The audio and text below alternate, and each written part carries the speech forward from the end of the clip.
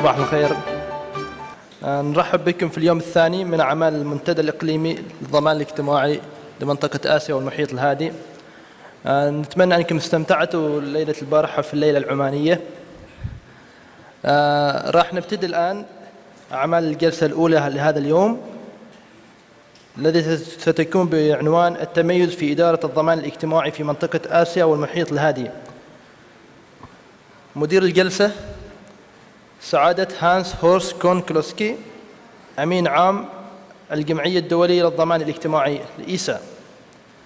المحاورون الفاضل صالح بن ناصر العريمي، مدير عام الهيئة العامة للتأمينات الاجتماعية سلطنة عمان. معالي سليمان بن عبد الرحمن الكويز، محافظ المؤسسة العامة للتأمينات الاجتماعية المملكة العربية السعودية. الفاضلة ماي كاثرين سيرسيكو،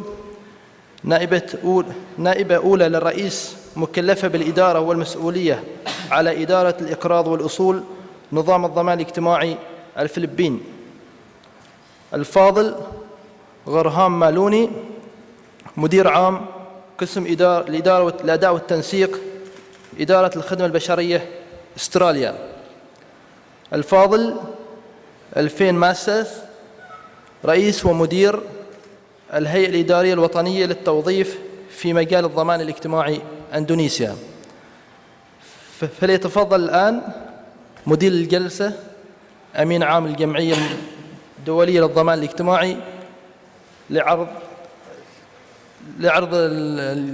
ورقة الجلسة الأولى. شكرا لك.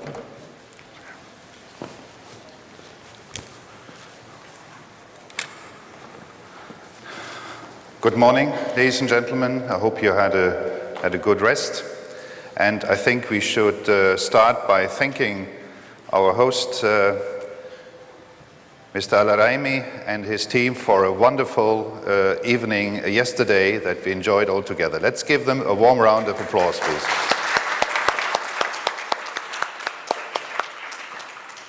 We were truly introduced to the Omani hospitality and folkloristic traditions, including excellent food and entertainment.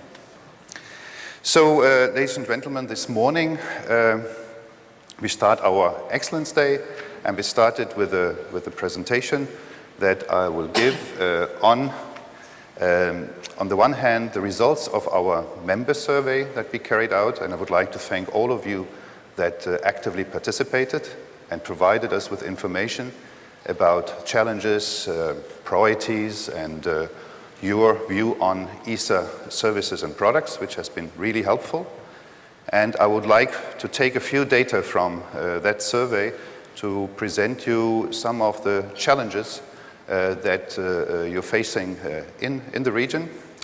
Then I will talk about the ESA and give you an update as regards our new services that we launched in Doha 2 years ago at the World Social Security Forum. Try to see how we, with the Center for Excellence, offer new services to support you in meeting these challenges.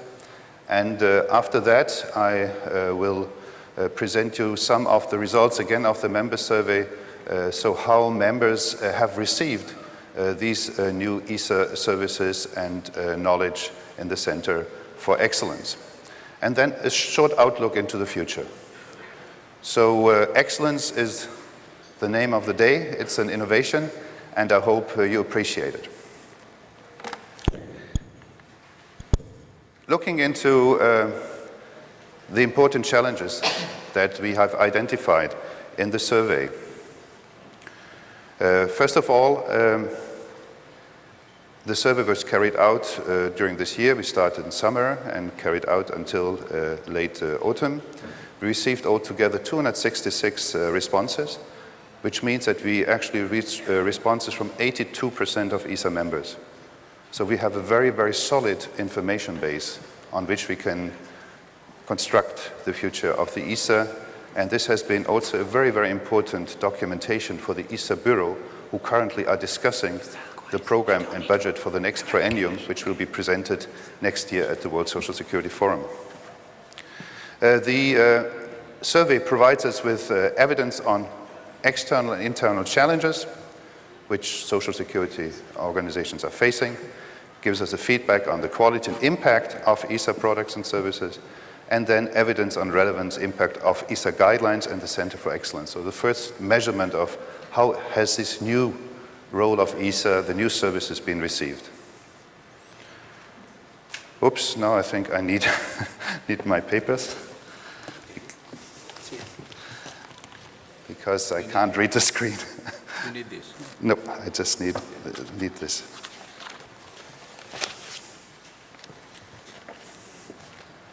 I hope it's a bit easier for you, but I can just turn around. Why just not turn around? So as you can see here from this slide, which talks about the external challenges social security institutions are facing, and it's a rating from 1, which is no challenge, to 5, high priority. So this is the kind of top ranking.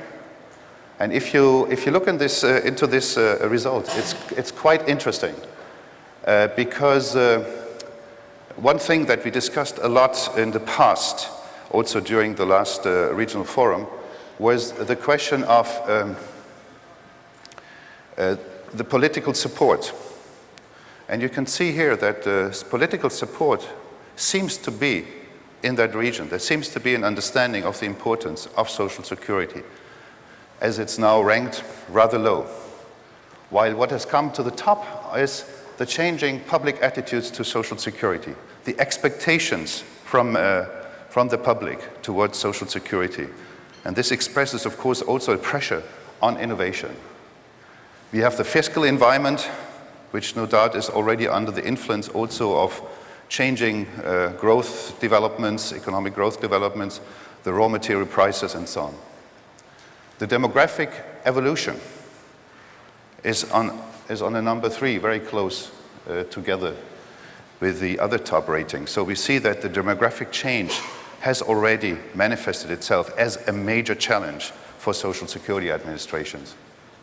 And to adapt benefits to new and evolving needs, which again is linked to the top priority. The labor market situation, the need to extend social security coverage, another area that earlier has been higher up.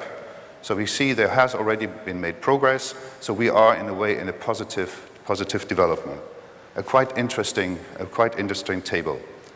Everything I'm going to present to you today will of course be made available, and we are preparing currently a report for our members on the main results of the survey, which we will share with all of you. And now we talk not about the external challenges, but the internal challenges.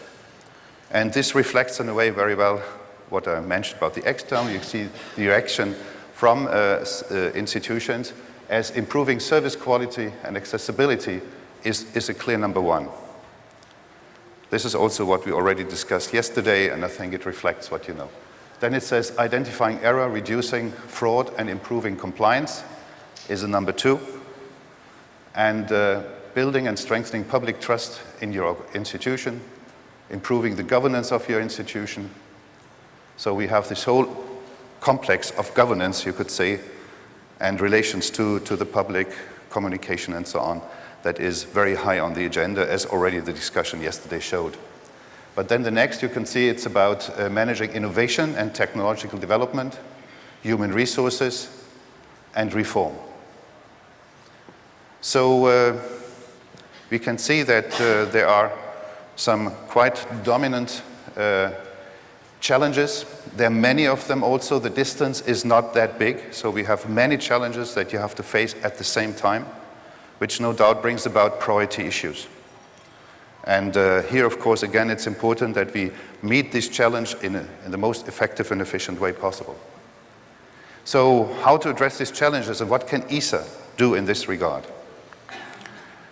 Well, what we decided with the new program and budget, which was adopted 2 years ago in Doha, is that the ESA should support members more effectively in meeting their challenges. So this is why the ESA is transforming its member services to strengthen its value and impact for you. Our vision is to be a valuable partner for each of our member organizations, So not a distant international organization based in Geneva, but an international organization that is present in your everyday work and is a partner for you to address the challenges that we just saw. This means also that we have introduced new roles for the ESA. One is to issue professional standards, the ESA guidelines, and the other is to provide tailored services. And this new ESA role and our new activities are embodied in, as I mentioned already, the Center for Excellence, which was launched in Doha. So let me just take you briefly through the Center for Excellence. Many of you will be familiar, but some of you might not have been that much involved with the center. So I'll just present to you the basic principles of the center. The idea that it's a kind of blueprint or roadmap for you to achieve excellence, to improve your performance, your service quality, your governance. And the center is a virtual center, so it's not a physical building, but it's available online for all ESA members. And it consists of 4 building blocks. It starts up with the blue one, which is about obtaining knowledge. The second one is then the red one, defining priorities. The yellow one is about implementation. And the green one is about recognition.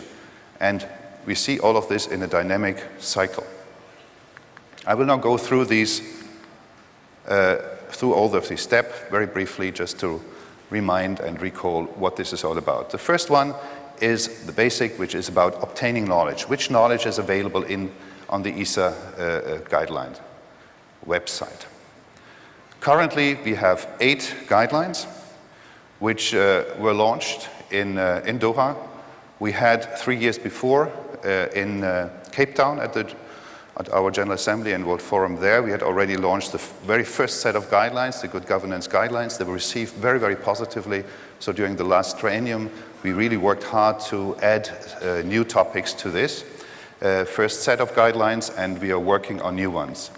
So the guidelines that are available are on 8 core areas of business processes, on good governance, service quality, information communication technology, contribution collection compliance, investment of social security funds, topics we already have addressed in depth. And then there are 3 guidelines which are more related to the proactive, preventive work that social security administrations are carrying out, and which is a growing business, so to say, which looks into return to work, workplace health promotion, and the prevention of occupational risks. And yesterday, during the awards ceremony, we had a few cases of good practices that were presented there exactly relating to to these topics. And each of the guidelines is online, accompanied by references and good practices and explanations for members only. The guidelines as such are also in a public version, so we share them with everybody who would like to have a look into these guidelines and be inspired. But for the members, we have exclusively a number of services which gives them more detail, gives them links to good practices, and we will include all the good practices that we celebrated yesterday in our good practice database and link the good practice to the relevant guidelines. And there are references to literature, more reading, and so on. So all of this is online available, the click of a mouse. We have also new guidelines in preparation during this triennium. They will be launched next year at our World Social Security Forum, and these are on actuarial valuations, and these guidelines are being prepared in collaboration with the ILO, and we are very pleased about the request we received from the ILO to continue our traditional close collaboration in this field with the ILO, and we have also worked closely with the International Actuarial Association in order to have the best experts involved. These are currently under review. We have published them on the ESA's ESANet site for members, so that please have a look at them. Let your actuaries have a look at these draft guidelines and provide us with your comments, because we are now consulting you as our membership. And once they have been consulted with you, we also consult international partner organizations to have their view, and then we revise the current version and at the end of the process, the consultation process, they will be signed off by the chair of the technical commission, which in this case is Jean-Claude Ménard of Canada. And then we will prepare them and translate them for launch next year. The other guidelines we are currently preparing are on employment maintenance and return to work from unemployment, so not return to work from work accident and disease, but from unemployment. And these are our first guidelines that are not that much dealing with unemployment, but more about the promotion of employment. And a very important part of that is, of course, an efficient and effective process of bringing people back to active employment.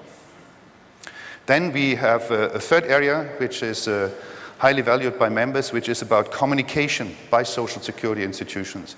And if you recall just the challenges, the external challenges, the link with the members, with the public, internally in the organization, the communication has become more and more important. Transparency is a basis for trust, and communication is a basis for understanding exactly how your organizations work. So these are very important guidelines which currently are established, and this are several technical commissions that are working on this one, and it's coordinated by the technical commission that deals with management and innovation. The last one, very importantly also for the region, I believe, we discussed that already yesterday, administrative solutions to extend coverage to what we call difficult or hard to cover groups, which include exactly the informal sector, the rural workers, domestic workers, migrant workers, self-employed.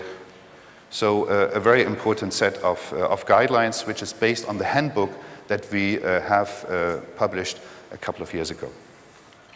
So we're very actively developing new guidelines. So by the end of next year, we will have altogether 12 guidelines with comprehensive good practice information, references, and explanations available for you. So you look at the guidelines, your management, your board, together, and identify which of the guidelines are most important for you in your current process. And then the next question is, well, what actually, because a set of guidelines can be up to 83 guidelines. So it's important to find out which are our priorities, which are our real needs, how can we use the guidelines in our day-to-day work. And in order to do so, the ISA has developed a very, let's say, straightforward online assessment tool where you, for example, here's on investment beliefs, strong investment beliefs that command institution-wide support, are aligned with objectives and inform all investment decision-making, are agreed and documented. That's a principle, and then you have some explanations beside that. So you can see the guideline is a principle, a design principle of Social Security administration. It is not prescriptive, it is not directive and saying you have to use this and this way of doing it. For that we have the good practices, because this is up to each institution and its own context to decide how this best can be implemented. And you will find, again, more information then. Let me see, is there a pointer? No. No pointer. You can see then a structure. When you click on this text, you get more explanation about the what and the mechanism, which is about the how. So there's more information on how to understand these guidelines. So there's some, let's say, interpretation for you offered again by the Technical Commission.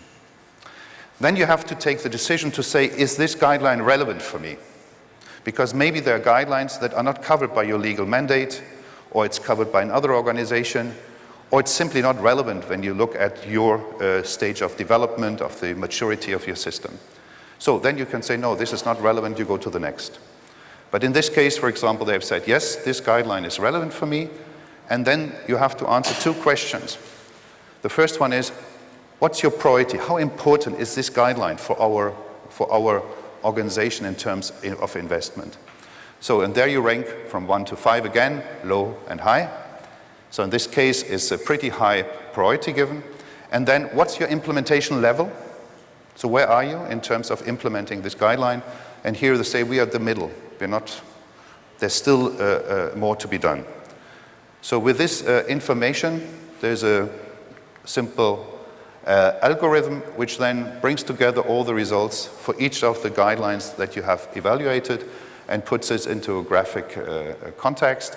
and at the end provides you actually with a prioritized list of guidelines from importance, so that you can say, okay, let's start here. So this is just an aid. You can decide to turn it around and do it differently, but I think it could be a good basis for a discussion to use the self-assessment tool as a point of departure for that. And you will receive, as I say, this online action plan. So now you have made up your mind in the organization, you have involved the right people to discuss the topic at hand, and you have prepared your action plan, and you start your implementation. And I believe in many cases, you have the resources necessary for the implementation. You don't need, you have your experts, you have maybe already your consultancies that you work with, your partners, and you can simply implement these improvements.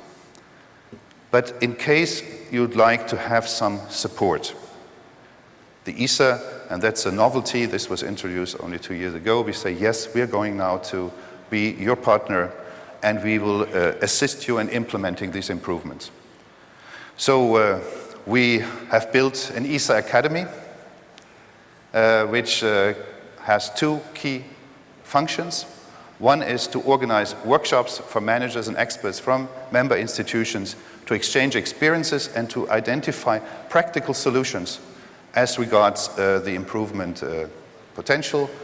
So we gather between 12 and 18, sometimes it's more, members who are working on the implementation of a specific set of guidelines.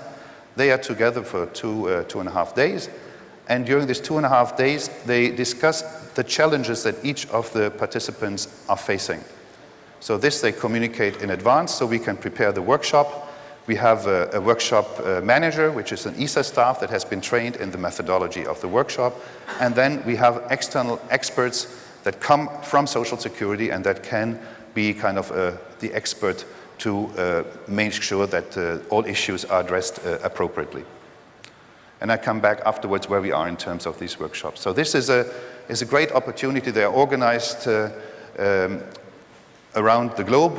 They are hosted by our liaison officers, and I would like to express my thanks to the liaison officers for their support here. And in this way, actually, there should be a workshop close to your home, or closer at least than Geneva. The other part is for members that say, we do not just want to discuss specific implementation challenges, but we really would like to train our staff in the ESA guidelines. We want them to understand the full set of, for example, investment guidelines. We would like to send our investment officers there to understand the ESA guidelines, the investment managers, so that they can see how our investment governance and system is working, whether there's something we can learn. This training is not offered by the ESA, but it's offered by what we call the ESA Training Consortium. So we have established a consortium of partners that includes, amongst others, the ILO's training center in Turin, but we actually have now partners in the different regions of the world, or those that can come to the different regions of the world. They organize it, so to say, for the ESA as a kind of franchising model. We have developed the content of that training, so the learning points and support material for that. But then it's up to the partners to establish the training, to market the training, and to also then offer it as according to needs. The first training was offered this year in June by the training center in Turin of the ILO. And I will come back to where we are today.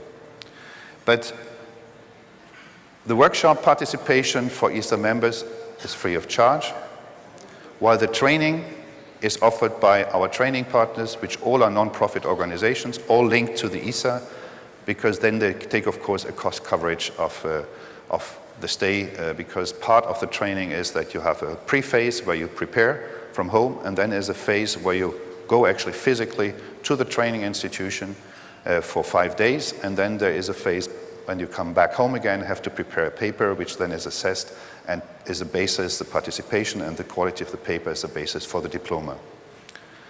And this is then offered on a price basis, but it's only cost coverage. So it's very, very competitive if you compare to international capacity building prices.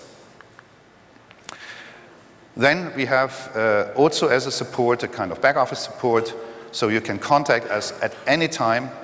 There's also an online system with an online formula where you can fill in and present any question you might have as regards the Center for Excellence, the guidelines, you're looking for topics, you're looking for other member organizations that have already been working with these guidelines. All this you can do through the ESA's TAS services, as we call them, the Technical Advice and Support Center. And we have built up a roster of experts so that we also can provide you with experts in case you would need some support in your organization. So you cannot just handle it through an exchange of mails, but you say, no, we need somebody here on the spot to assist us during a period of time. And this can be, we can provide you with a list of accredited experts. And the same also if you need, for example, for your board or for boards in your country of member organizations, a training in good governance, this can also be customized to your situation and provided by our training consortium. This is part of the agreement we have with them. So you can bring also the training consortium, so to say, to your organization so they can conduct that training in your organization related to all of the guidelines. So, you have been through the implementation, you have done your best, you have implemented the guidelines as they fit into your organizational context. And then you can actually also choose now to say, well, we would like to achieve ESA recognition. Yesterday you saw our recognition of good practices, and based on the positive experience the ESA has with that, we've said, why not also offer a recognition, a kind of certification of the achievement of member organizations in the implementation of the ESA guidelines. So we are currently developing that model. We have a test phase that we hope to finalize at the beginning of next year, and then we start rolling out this recognition model, starting with the most popular guidelines and then eventually for all guidelines. So here's an opportunity for you to get an ESA stamp, so to say, not an ISO, but an ESA stamp. And there has been a huge interest in that. We asked members in advance if they were interested in this type of services, and there was a great interest in that. So this is why we are developing it, and we hope that you will appreciate it and use this also as an opportunity, both internally but also externally, to communicate your commitment to excellence. So, this was the theory. This was the theory which we presented 2 years ago. This is what we wanted to achieve. So now is, where are we 2 years after we launched this?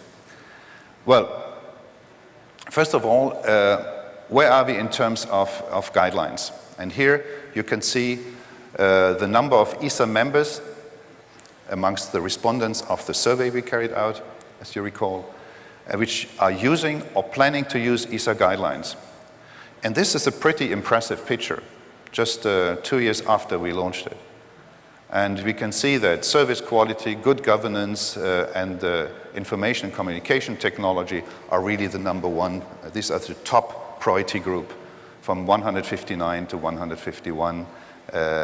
Members indicate that they're already using or planning to use these guidelines. This is not surprising. Already our discussion has been focusing on that. That's the most, let's say, horizontal. These are the most horizontal guidelines which all member organizations should be interested in.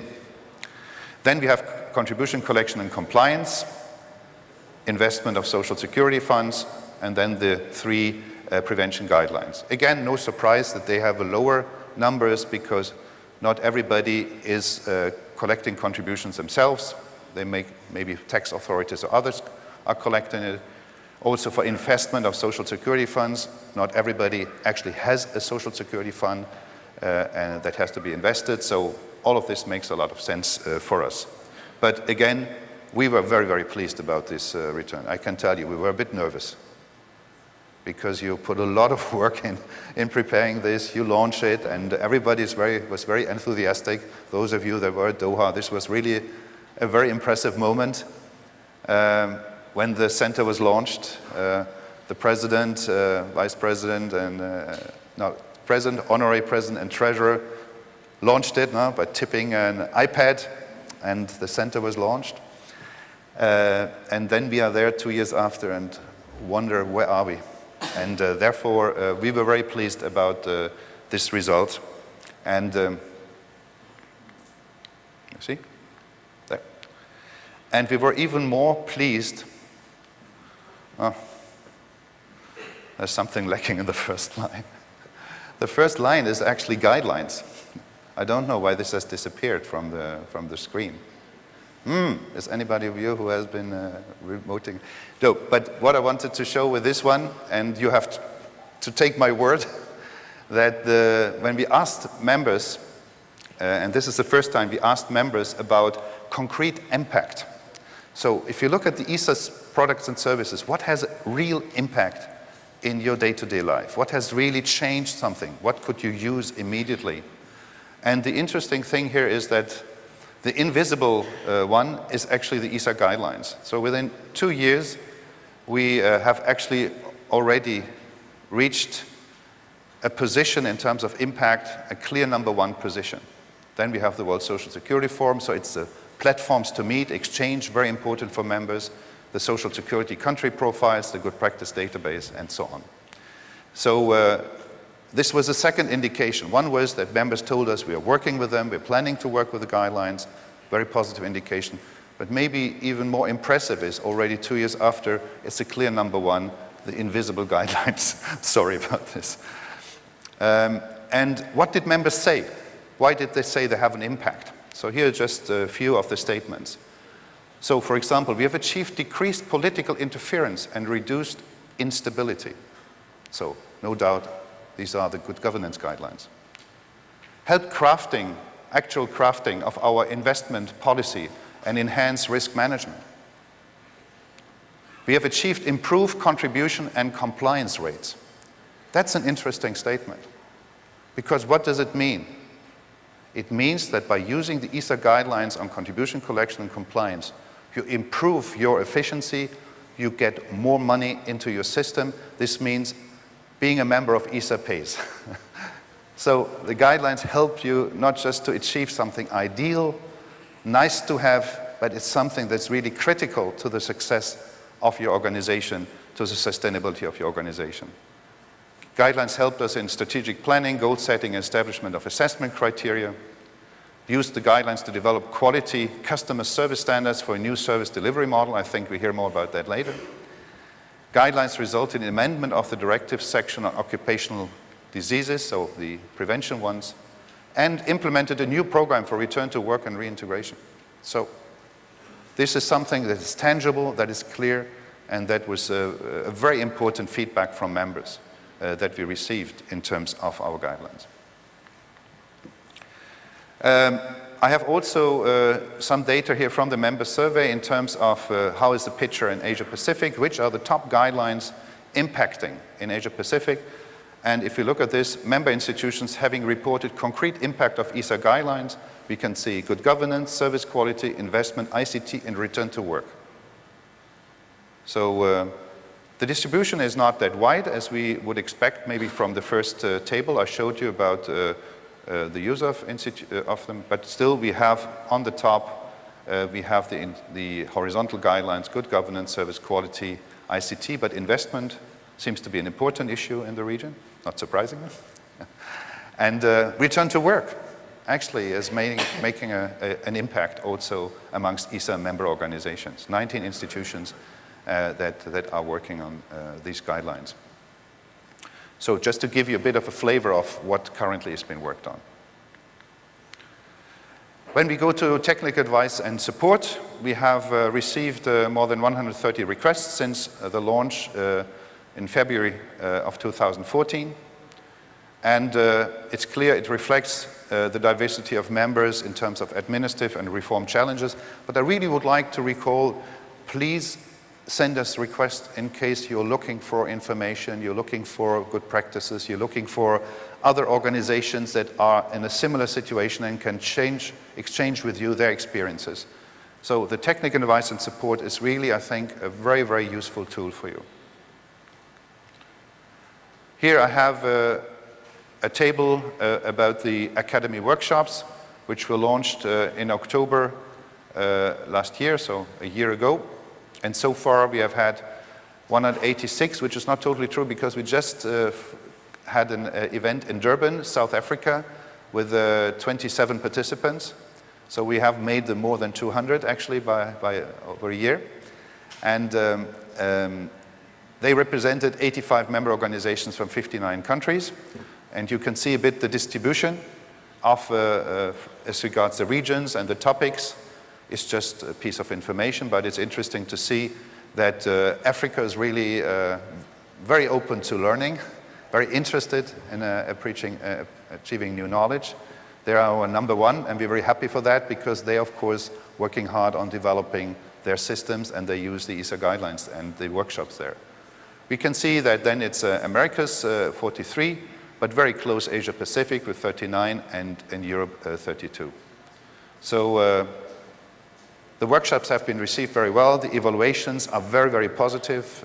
We will have the first evaluation of the system as such very soon with our consultancy there from a member organization, by the way, in Germany, and so that we further improve the system of workshops. And this is a bit of the picture. As I said, these are small groups of people which are all involved in implementation of the guidelines. And it's very, very participatory, it's very close, it's very hands-on, it's very practical. So this is not a long training, this is really which are the issues we have with the implementation of the guidelines, how can we solve them? And then you take the solution back home and you implement it. And then there's a feedback loop with a bit in between the participants and also the trainer. So, in summary, as I said, our ambition was and is that we would like to become a partner, your partner in working towards excellence. We are transforming the ESA, our services, and we will continue doing so. We have not reached our goal 2 years after the launch. We feel that we are midway in our development, and the ESA Bureau that recently met, I think, supported that analysis, that there's still room to improve. And this is why we are currently discussing the following next steps for the next triennium, that the key priorities should be to consolidate the center and the new services. Now, some of them have just been launched, so we need to consolidate them and improve them. And then, secondly, and that is the most important objective, which will be to strengthen member engagement and communication. What it means is not just talk about that we would like to work with each and every one of you and your organizations, and we would like to talk to several people in your organization, the ones that deal with ICT, the ones that deal with investment, the ones that deal with contribution collection, are responsible for service quality. We want to engage them with the ESA, and for that we are going to develop an account management system.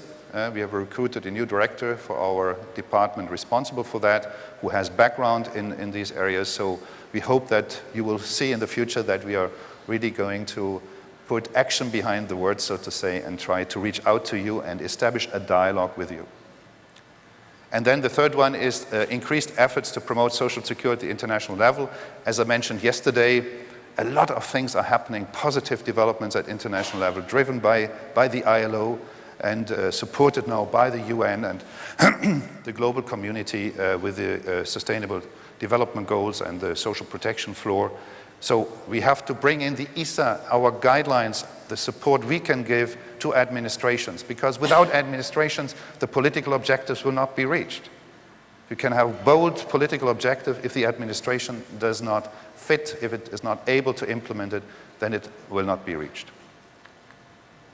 So this is a nice summary a bit of what has happened within the ESA since 2010, when we first launched the very first guideline, the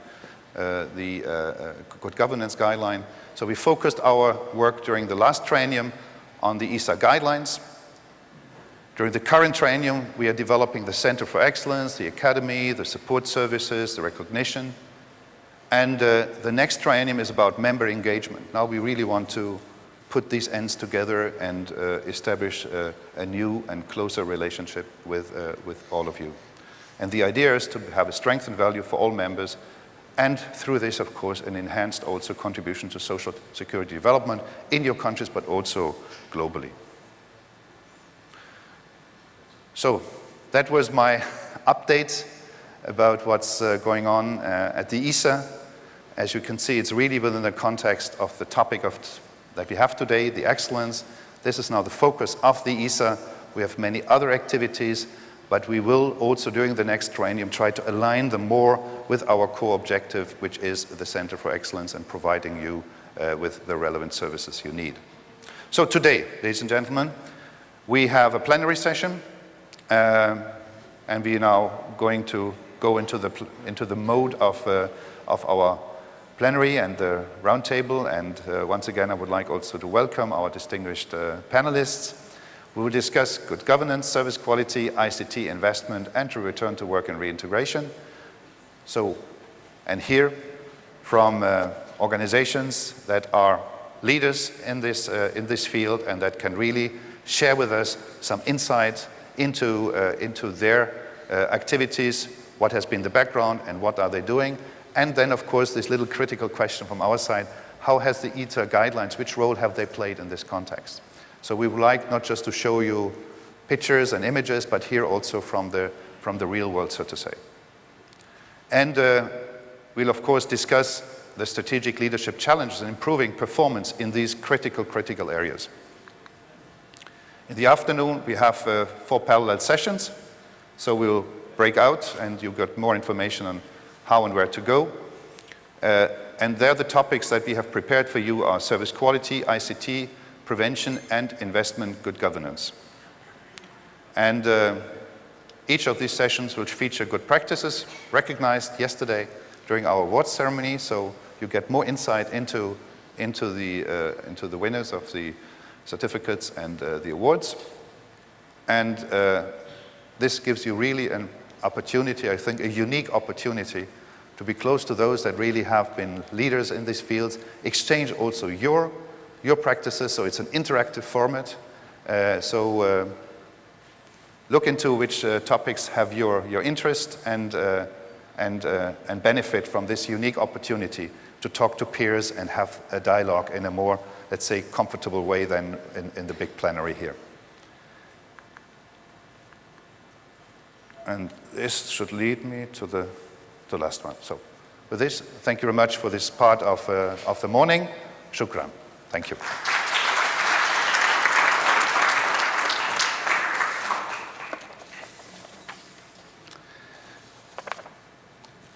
As I said, we're going to address a few key topics this morning. And the first topic that I would like to bring to our panel is the one on good governance. And this, I don't need to, needless to say, is of critical importance to our member organizations, to you, and it is therefore naturally one of the key objectives of any senior manager. And so I would like to ask May Siriaco, may tell us a bit about what were the main governance challenges in your organization and for you and the senior management of your organization. So just to give us a bit the context of your initiatives. Thank you, Mr. Secretary General. Good morning to everyone. Thank you for this opportunity to share with you our experiences in the Philippine social security system. Actually, I would have wanted to talk about service quality because that was the guidelines that was actually adopted by our commission, our board. But I think Mr. Maloney from Australia will be in a better position to talk about this because we're still in the process of perfecting our compliance to the guidelines. And it's something that we will be probably talking about later. But the governance issue is something that is very close to home. I think for the benefit of the others here in the audience, the Philippines has an election every 6 years for a president of the Philippines. And I think it's timely that it will be an election year next year. I don't want to talk about politics, but the President and Chief Executive Officer of the Philippine Social Security System, as well as the Social Security Commission, our board.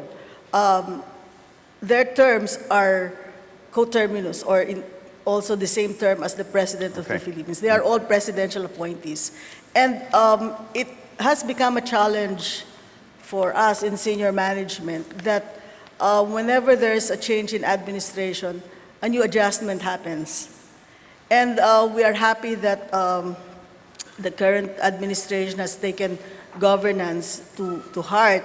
And one of the things that they have done is to make sure that the institution is, how would you say, safeguarded or protected from any problems in the future. And this way, we tried to come up with some internal guidelines and policies that are, would you believe, subject the same part of the same guidelines that have been espoused by ISA. And a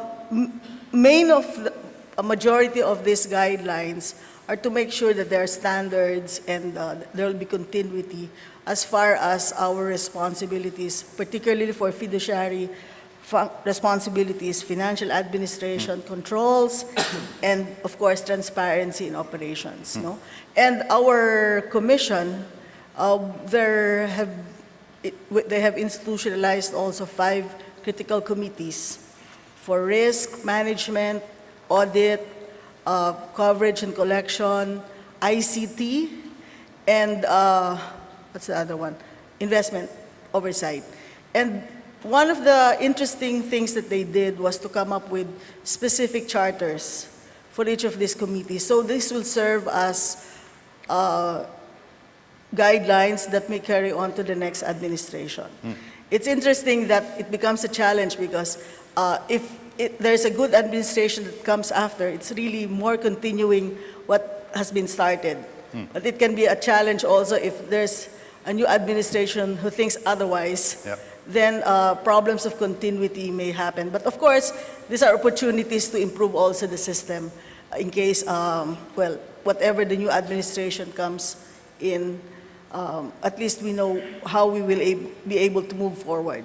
So the other interesting thing that has happened, I think, recently in the Philippines is that our lower house, because we have 2 houses of Congress, the Senate and the lower house, the lower house of Congress has passed on a bill that will increase pensions across the board for all our 1.8 million pensioners.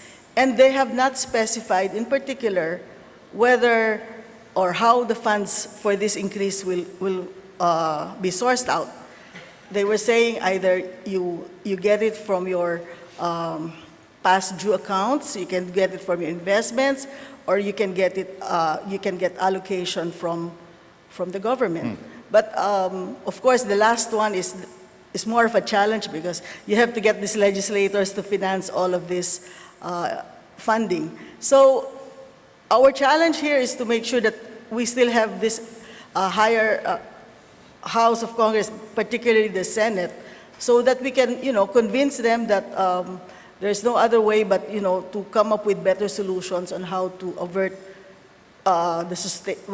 because there will be a problem with the sustainability of the funds if the increase happens without corresponding increases in contributions. But anyway, it is exciting times, so to speak. It is an opportunity, of course, to improve also the situation of the system. But at the same time, it really becomes a challenge for us, senior managers who will be retained in the organization in case there's a change in administration. So governance is very important. We are happy that there are certain guidelines that may be adopted by the organization. Okay. We are looking at this as the second priority because service is still primordial to us. I mean, this is what our stakeholders are looking at.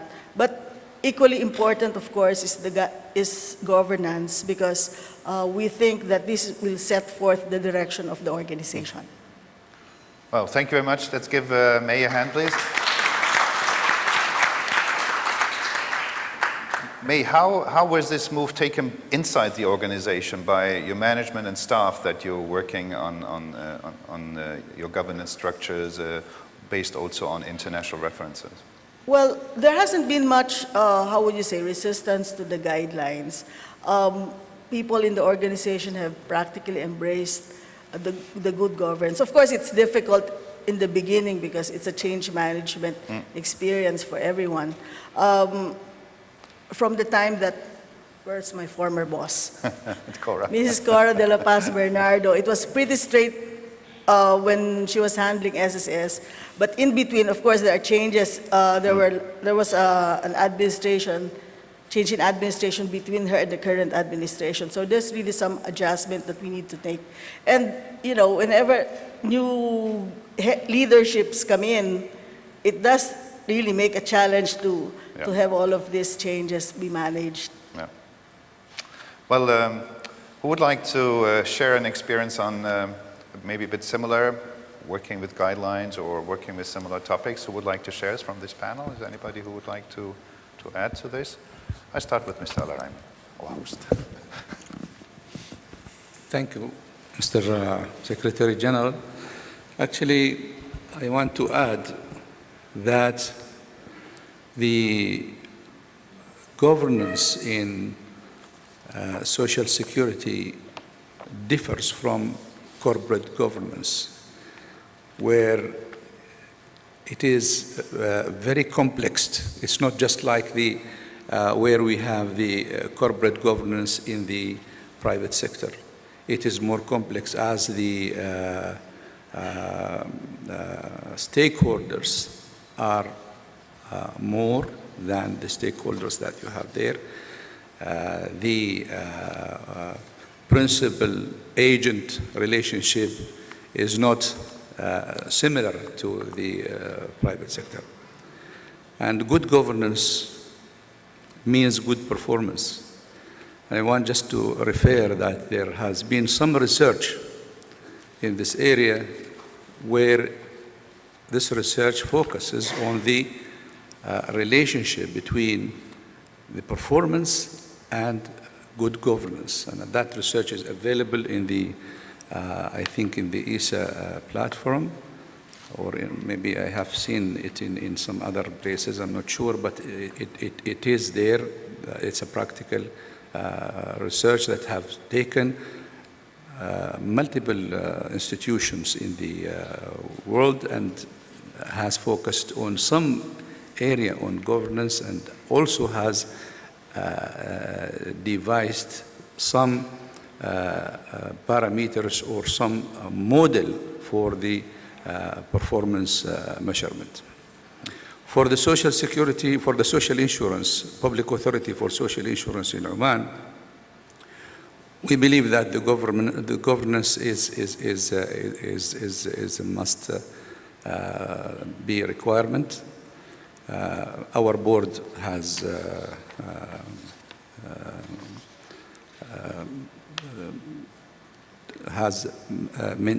put a mandate for us to study the governance of the public authority. And we have in Oman a center for governance, which is established by the state recently. And this center looks in the governance not only for the private sector, but also for the public sector. And I believe that we are the second organization in the public sector that will go into this experiment. The study is on the way.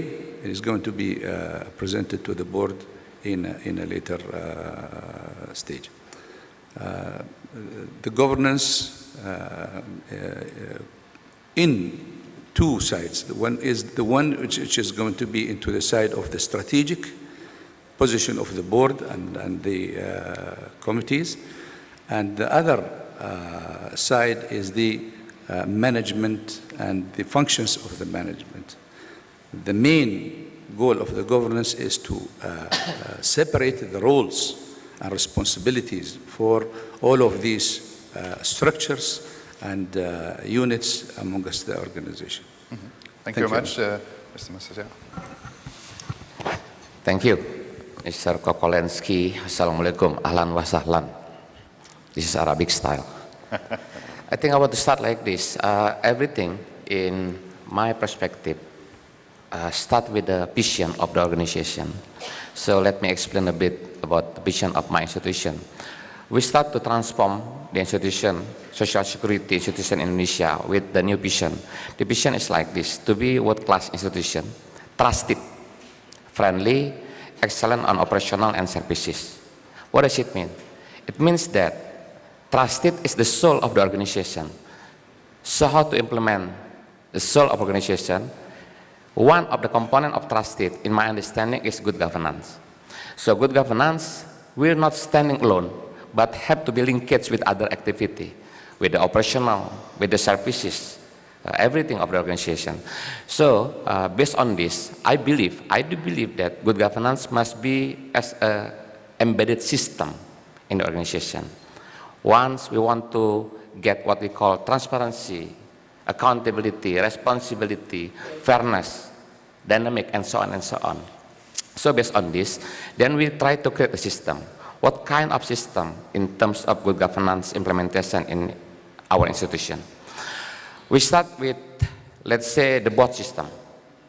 There is cannot intervention from outside to the organization.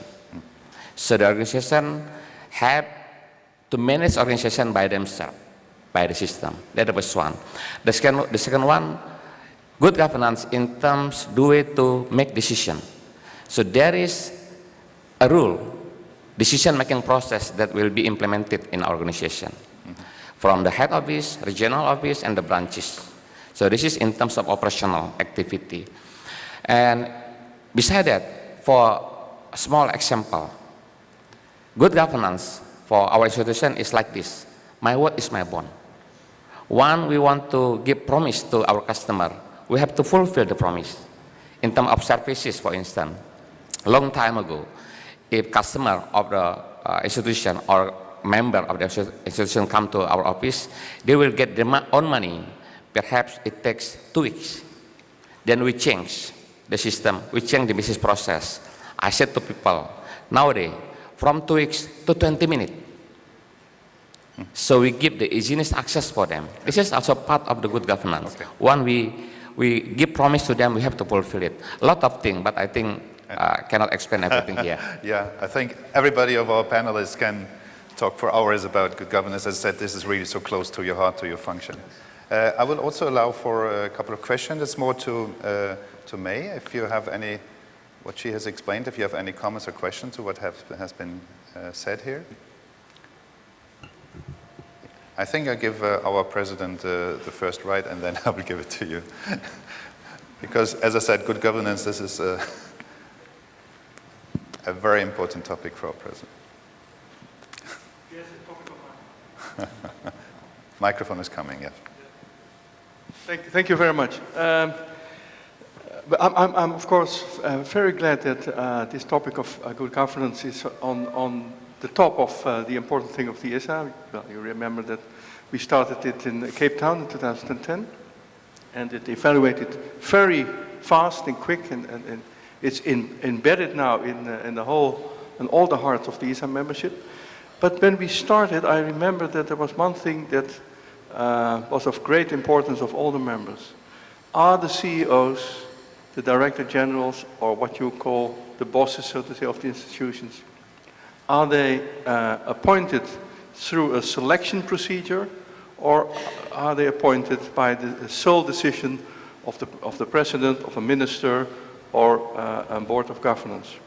So I would like to ask all the panelists, are you selected? Were you selected, or is it an appointment, a sole decision of the president, the minister, or the board? Thank you. Thank you very much. So a quick round. So let's start from you, Mr. Sosai. Very interesting question. Of course, selected. So there are some people have to fulfill requirement proposed to the president, then president will select one of them. So everything by procedure. And not anybody can be the board member, because some requirements have to be fulfilled. So background, education, experience, and so on and so on. Okay, Thank you. Thank you. Mr. Malone.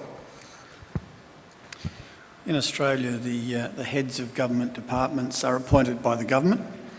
It's a little bit obscure, perhaps deliberately, as to who within government appoints them, but usually those appointments come from a cabinet discussion of the chief members of the government. They're appointed for 5-year terms. Traditionally, the majority of those people have come from within the public sector, but increasingly over the last 10 years, we've seen more movement between private sector into public sector for a while and then beyond. Thank you. In the case of the Social Security Commission, that functions as the board of directors of the SSS, it's actually a 9-person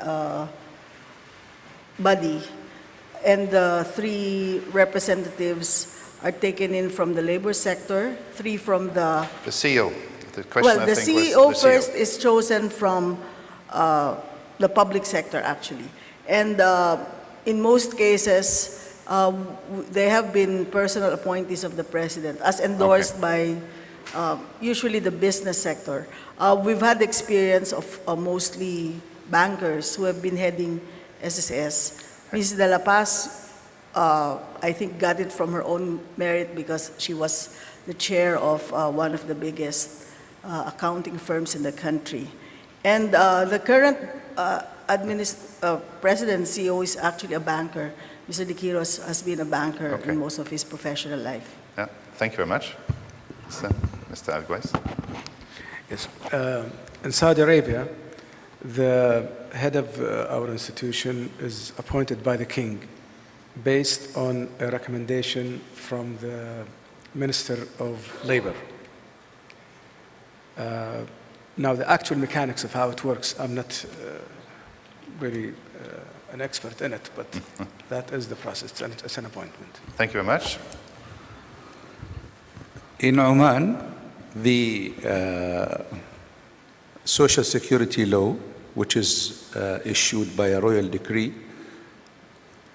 constitutes or forms the board, which is a tripartite representation for 3 parties: the labor, the insurees, the workers, the employers, and the government. And the board appoints the general manager of the authority. Okay, thank you. Question answered, Mr. President? Okay. So there was one more question over there, yeah, what's on the right-hand side, before we move on to the next topic. Thank you. Just a comment. Okay. I think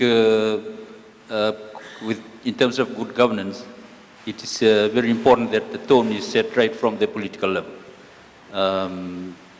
In the case in Fiji, while a new government came into place, which actually introduced a legislation to deal with, and an institution to deal with corruption. So it was easier for us to align to that tone, because most of us come under the government in any way. So just general observation and comment. Yep. Thank you. Thank you very much. This closes for now, because no doubt the discussions will continue this afternoon. The first topic, and I will move on to the next topic, which is on service quality. As we already have discussed several times, and as we saw also from the survey, service quality is really on the top of the agenda, is critical for the delivery of our services, for the trust that the public puts into our institutions, and therefore basically for the sustainability of our systems. So I would like to ask Mr. Maloney to share with us a bit about what have been the challenges that you were facing in Australia, what has really triggered your move towards developing, I think, already pretty high standards in terms of service quality to a new level. Thank you.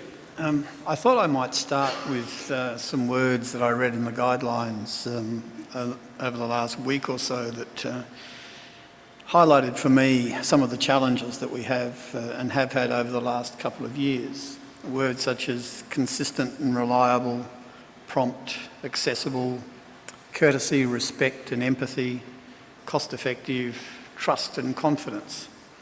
And when I thought about those things, it became readily apparent that some of the challenges that we'd had over the last few years could be broken down into a number of different categories.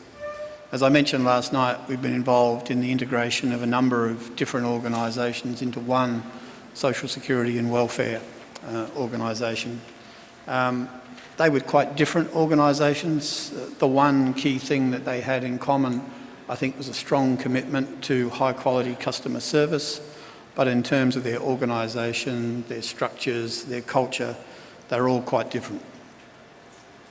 The second challenge came from our ICT, which we'll talk a little bit later on, and in particular the fact that each of those organisations had what we would describe as legacy systems which were quite limited and mostly out of date due to a lack of investment over a period of time.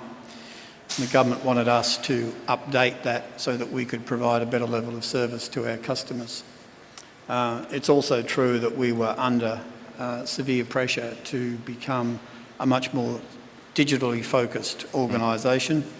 Our experience in the digital world up to about 4 or 5 years ago had been quite limited and in fact was relatively poor. Customer expectations, as we all know, are changing significantly, and this is often driven by their interaction with other organisations, and they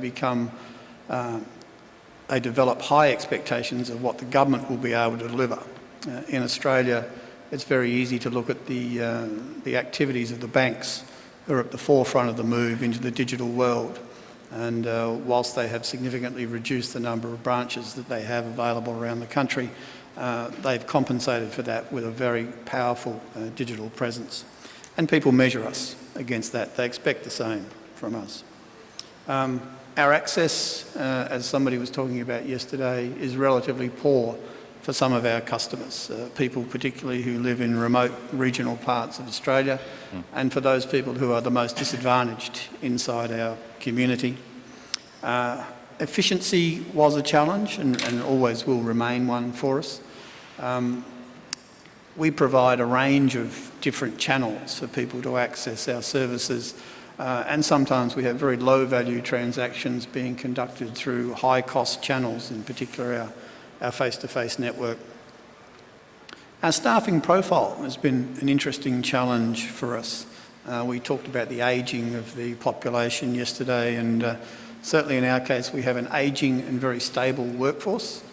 The average staff member inside our organisation who deals with the public is over 45 years old, is female, has been doing the same job for some considerable period of time.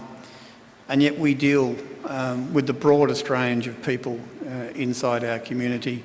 A lot of work done with youth, the unemployed, disabled customers. In other words, we're not necessarily representative of the community that we work with. Budget. I think we all know that budgets are always tight. The Australian government, whichever political persuasion happens to be in power, has imposed some fairly significant efficiency dividends on all government departments over the last 10 years or so. And also in our move to a new service delivery model and integration, we've certainly had to pay a very heavy premium for the investment that the government made to us. And the last challenge came from outside the organisation. In Australia there's an officer called the Ombudsman who has a small department that works for him, and he is responsible for responding to customer inquiries and customer complaints about public sector organisations. There's a similar body that looks after private sector organisations. We are by far and away the largest Australian government department, and we effectively deal with every Australian, and you'll not be surprised to hear that we also lead the league table when it comes to complaints from customers about our service. In terms of what we've done to address these, I think there's half a dozen points that I'd like to make that might raise some issues for you. We certainly have improved the access to our services around the country. Interestingly, and perhaps in some contradiction, we've significantly reduced the number of sites where we're available for people to come and see us from 540 to 360. Most of those sites that we reduced were in very close proximity. When you have a number of organisations coming together, we certainly had the situation where at times we had an office next door to another office from another organisation that we were amalgamating. or in close proximity. But we've actually significantly expanded the range of services that we make available in each one of those offices. We've gone to one agency website, which has proven extremely popular with our customers. They can now get access to a broad range of services. I'm not yet convinced that it's the most user-friendly website I've ever seen, but it's certainly a significant improvement on what we've had in the past. In the digital area, I think we've made some significant strides in the last few years. We now have a much wider range of online applications that people can use. And in particular, we now find that we have more transactions done online than we do have in our face-to-face and telephony channel combined. Our mobile apps have been particularly useful. The smartphone is ubiquitous inside Australia, and we now have 6 million downloads of our apps that are being used by our customers, not just to find out information, but also to do some of the simpler transactions with us. And that has enabled us to meet some of the savings targets that we've had. We do put in place some strong identity protocols, and we do get some complaints from people about the hoops that they have to jump through in order to get access to these apps.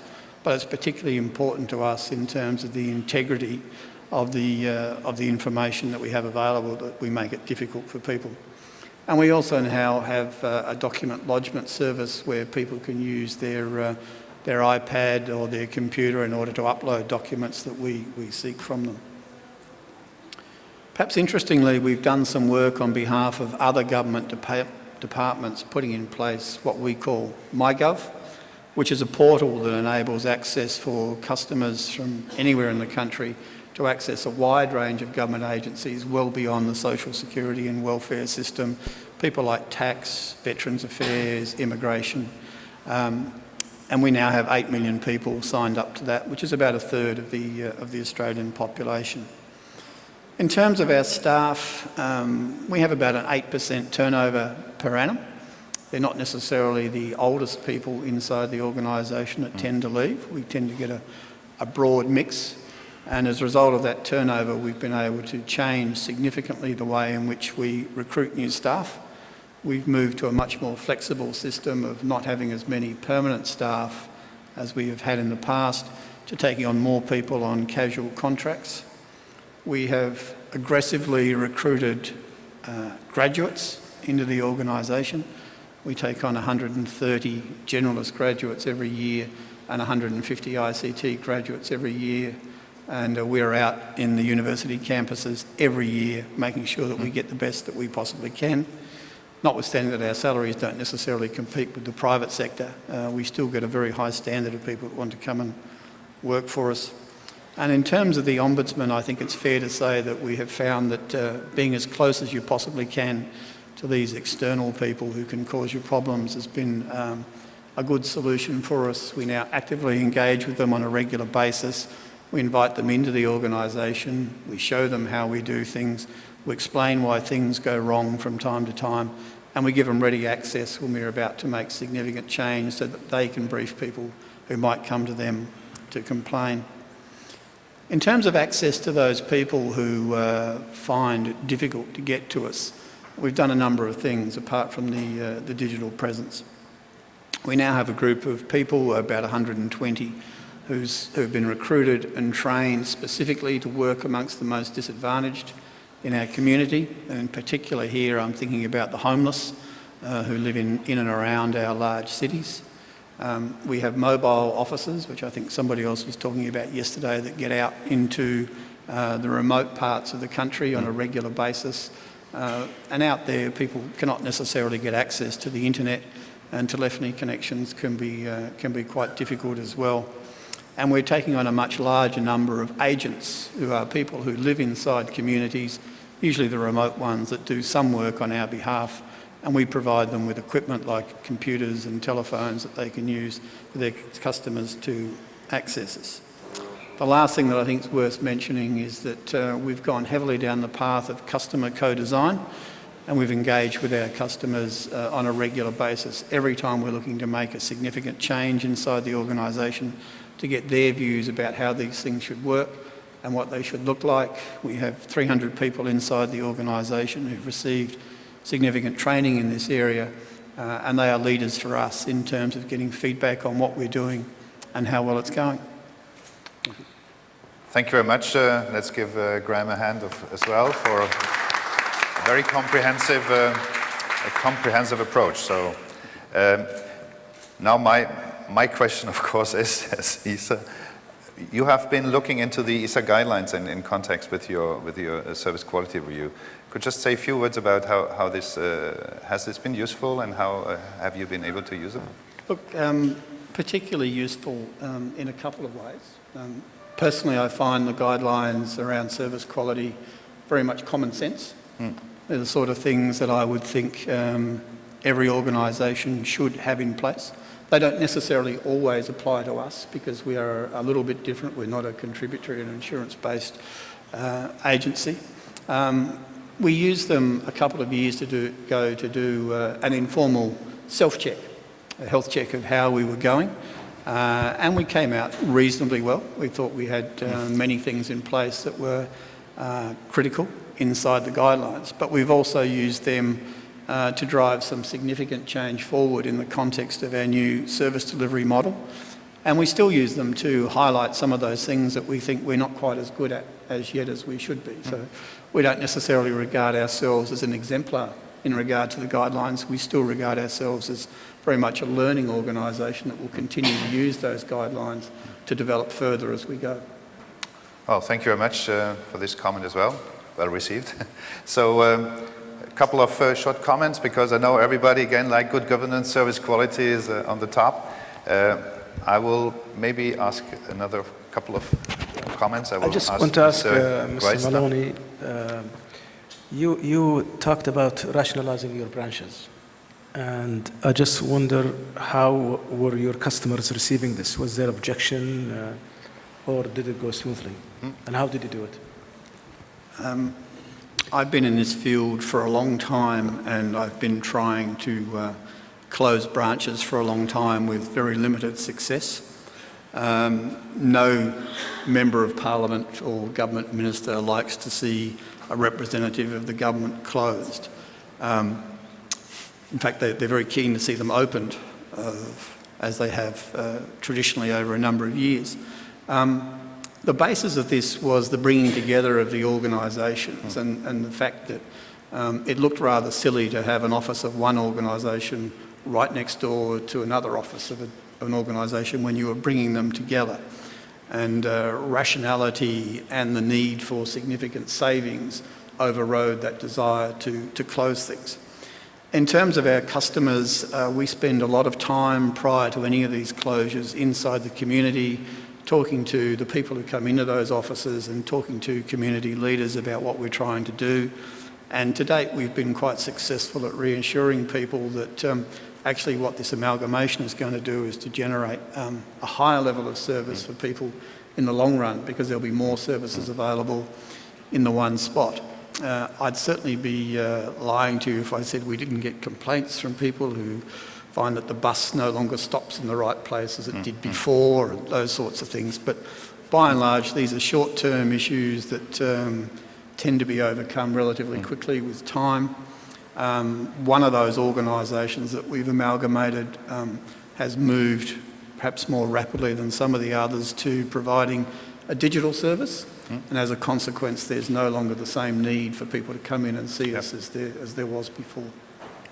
Yeah, I recall once I visited your installation, there was the idea of bringing together, as you say, kind of a house, no, a building where there can be different organizations, not necessarily just Social Security, but where it's a kind of one-stop shop where the citizens can come and have all these services more or less under the same roof. And I think this is a very smart way of trying to. We have 5 of those offices at the moment in the major capital cities, where the Social Security and welfare field is complemented by people from the Australian Taxation Office, from Veterans Affairs, and indeed from the Department of Immigration.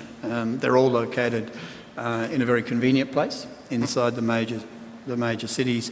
They're all very much focused on encouraging and assisting people to go digital. Each of those organisations has a strong digital presence, and We don't do much in the way of transaction work there, but we do a lot of assisting people and educating them in how to use the digital facilities that are available there. Yep. Mr. Masasia for a short comment, please. I think as a reason behind what I will tell later on, Indonesia is a quite big country. We have more than 120 million workers in Indonesia, diverse on 34 provinces and more than 500 cities. So we have to deliver services for all of them. So based on the situation, besides using ISA guideline as a reference, we also try to interpret what is the service excellence based on our vision. In our understanding, service excellence consists of 4 items. The first one is accessibility. So how to deliver service for all the workers in Indonesia? Access is very important. In terms of accessibility, we try to build physical presence and also virtual presence. In terms of physical presence, not only build the office by our institution, we try to cooperate with other institutions, let's say the banking sector, banking branches, and also the government in region. So based on this, not only that, we also working together with retailer like 7-Eleven, Circle K, and so on and so on.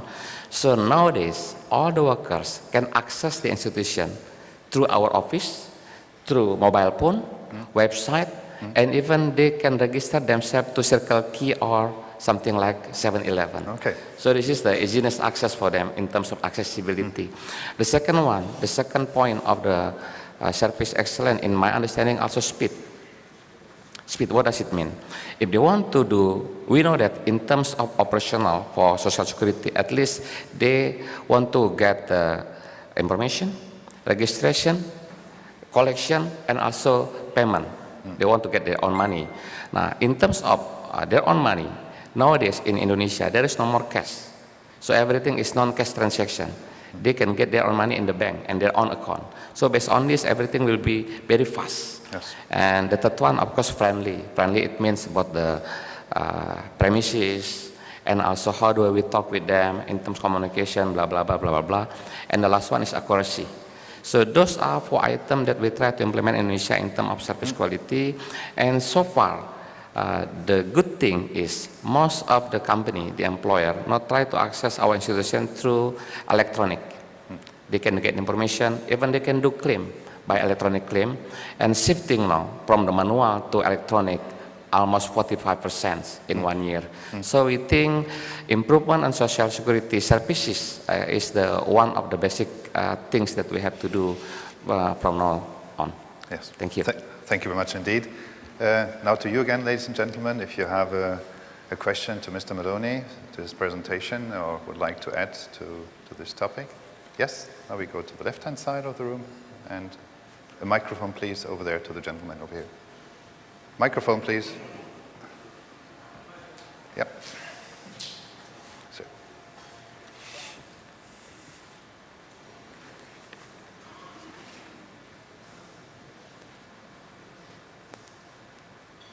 Over there. Second row to the left, all the way over there. Please, sir. My question to Mr. Maloney is that how do you evaluate your level of service? And nowadays, most of the people, they go with the social media, so rarely they visit the website of the organization. They go to the Facebook, Twitter. How these social media play a big role in really providing a good services? Thank you. Excellent. Graham, please. Thank you. At this stage, social media does not play a big role for us. Let me explain that a little bit. We monitor social media on a daily basis. It's part of the function of our communication area. We don't get much in the way of commentary about the organisation out of social media. But we actually have a proactive approach where we have used social media ourselves in order to inform people about things that are going on. We sometimes run sessions for customers on social media so that they can talk to experts in particular fields. I think part of the reason social media is not as big for us is that there's a very large number of ways that people can always make commentary about the service. We have a very well-developed complaints mechanism inside the organisation, and we have customer feedback mechanisms. We run regular customer surveys with an outside company doing the work on our behalf about how well we're going. But at this stage, commentary about the organisation and how it's travelling, I think we do more use of social media than our customers do with us. And in terms of measurement of success with your, or satisfaction with your services? In terms of satisfaction, I think that there are a range of measures that we use. Overall satisfaction with the organisation as a whole at the moment is within our level of acceptability. In other words, we've met the standard. We do have access issues from time to time inside our telephony channel, which I think drags that down a bit.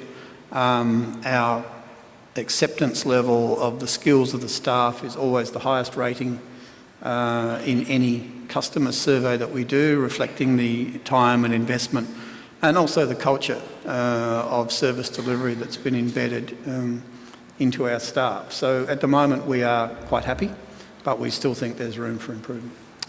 Okay, thank you. It's time for the last question. And we stay over here, so the gentleman there over to the left. Microphone, please. After that, we'll have the coffee break. I know you're waiting for it. Okay, so I'll be brief. Thank you.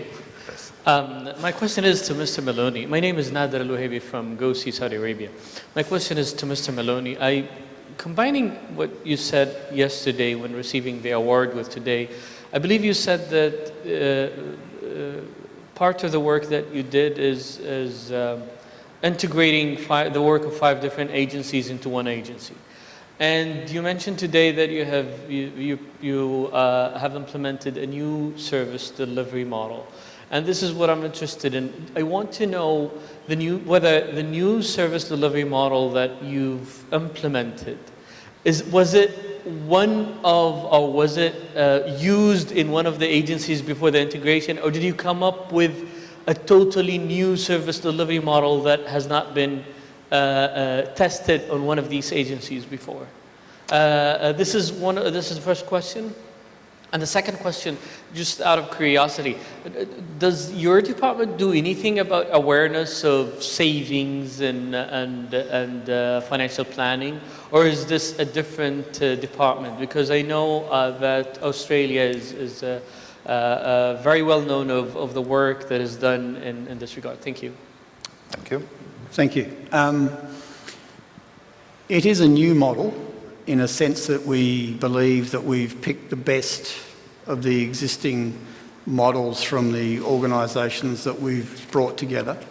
It is certainly closer to one of the organisations, probably the largest one, than it is to any of the others. But if you worked in that organisation 5 years ago and you looked at it now, you would think that is significantly different from what we did before. We were very careful when we were established to respect what had gone before in terms of each of those organisations, and there were long and at times quite heated debates about whether we should change the names, change the logos, etc., etc. We ended up with a compromise in the sense that government, which had originally started being keen on a brand new organisation with a brand new name, took on the overarching title of the Department of Human Services, but underneath that title, each of those individual organisations that existed before was there. And there are very good reasons for that, not just political. Most people identified closely with those predecessor organisations. One of them was actually the most recognisable brand inside Australia, so there was an element of commercial interest in the future of that brand. I must admit, in the sense of developing a new culture, at times I certainly thought it would have been better had we gone to something that was totally new that we could then develop a brand new culture around that. As it was, we had to work with the cultures that previously existed and make some changes to those. In terms of your second question about financial planning, we do have offices located in each of our service centres, our face-to-face part of the world, who are called Financial Information Service Officers. Their intent is to assist customers and potential customers with their investments so they understand what impact that might have on their ability to access a pension. In reality, our aim is to assist people to invest their money as wisely as they can so that they actually don't become customers of our particular department. It's a highly valued resource for the community and one that we're particularly proud of. Thank you very much. So let's give the panel a midterm applause. And now we break for a coffee break, and it's 20 minutes. So we start again in 20 minutes sharp here, so in order to stay within the time window we've given for this session. Thank you very much. So please enjoy the coffee break and be back here in 20 minutes.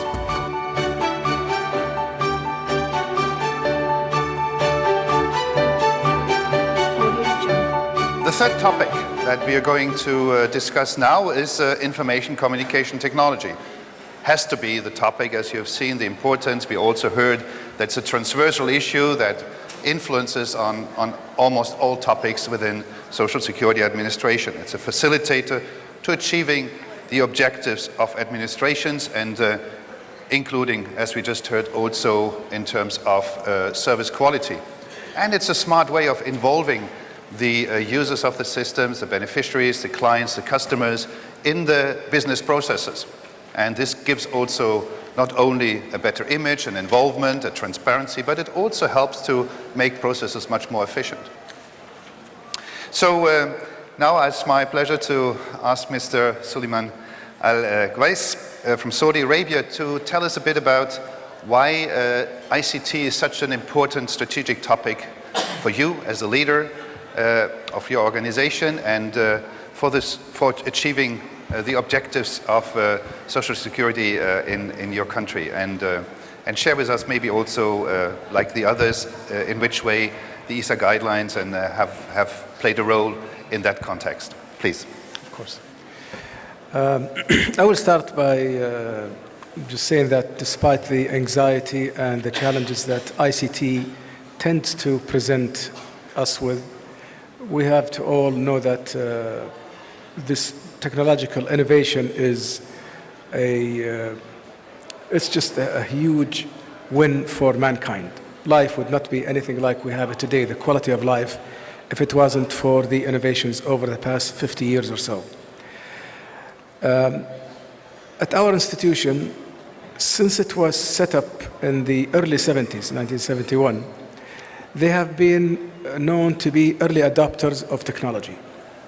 So that has given them a head start over the other public institutions in the country. And I think this approach, this mindset, is the right mindset if we want to take advantage of this unfolding opportunity in technology and communications. Computers, of course, started as a back office organization, calculation, and reporting tool with limited scope in terms of their role in a process. But over the past 2 decades, we've seen them move very quickly to the front office and also to the public space at large. We reach the homes.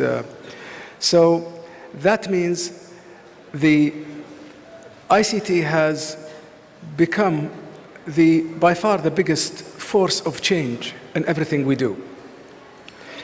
Now, social security organizations are fortunate in that they don't deal in merchandise or delivery of goods or physical movement.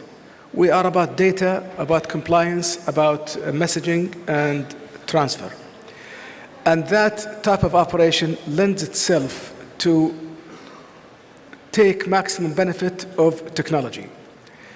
We have our own challenges with technology and without technology, but the customer expectation of public service providers has changed. In the past, as a public service, you tend to be a monopoly, and you can afford to be a little bit less sensitive to customer needs. And as long as you deliver the service reasonably accurately, people will accept it because they don't expect much more. That mindset has also changed. Now we see it's like you call it people power, but social media, exchange of information, again, technology, has put them in the driver's seat. And now they are in a position to demand more, which means for us, we have to invest more. And you have the classic conflict between cost management, customer service quality, and risk management. And this is where a smart, skillful exploitation of ICT capabilities will allow us to balance these conflicting objectives. Now, innovation ICT, I think, is a non-ending race, and it has no limit. So we should also be accepting of the unfolding change.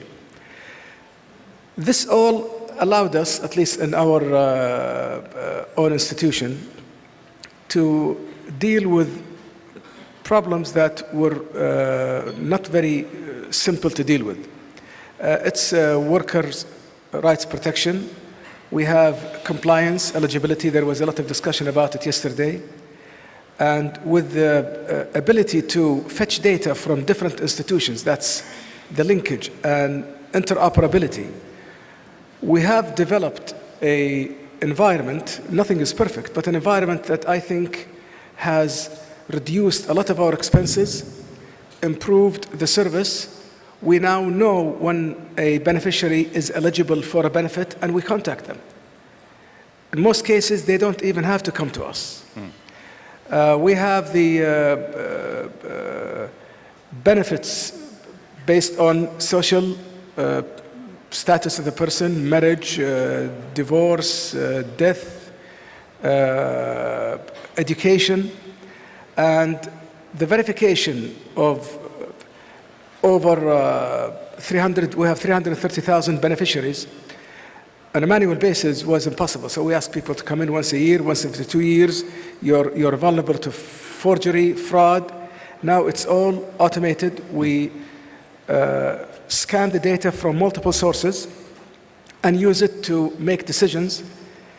And the beneficiary or the subscriber only knows the result. It's communicated to him.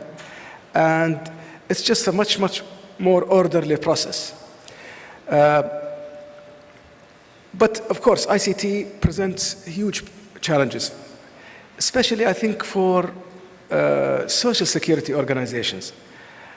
I come from a banking background, and when we were trying to build a system or acquire a system, you actually go shopping. There are deposit systems, there are loan systems, there are foreign exchange systems, and you have multiple institutions that use the system.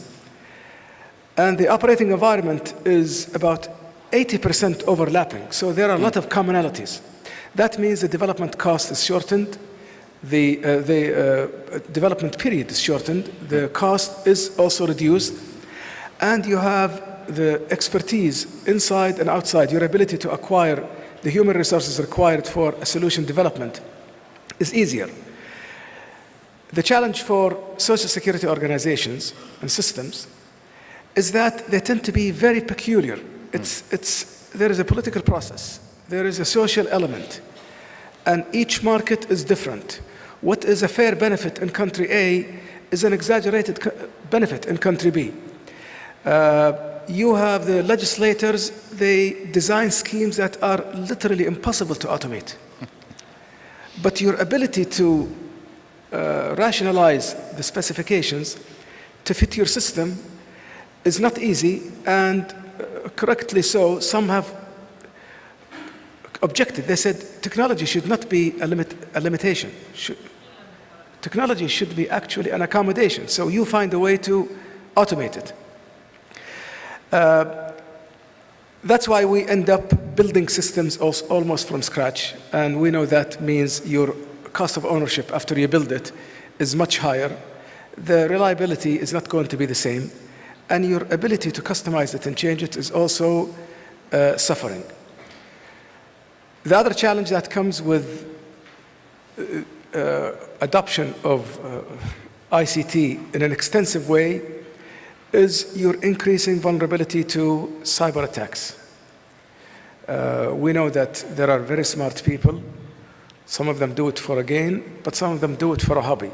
They just like to make an impact. And I'm sure that all of you have processes, you test your systems continuously. It was discussed also yesterday, how do you protect yourself? You have another challenge with privacy. We collect a lot of information, and we collect information from different independent sources.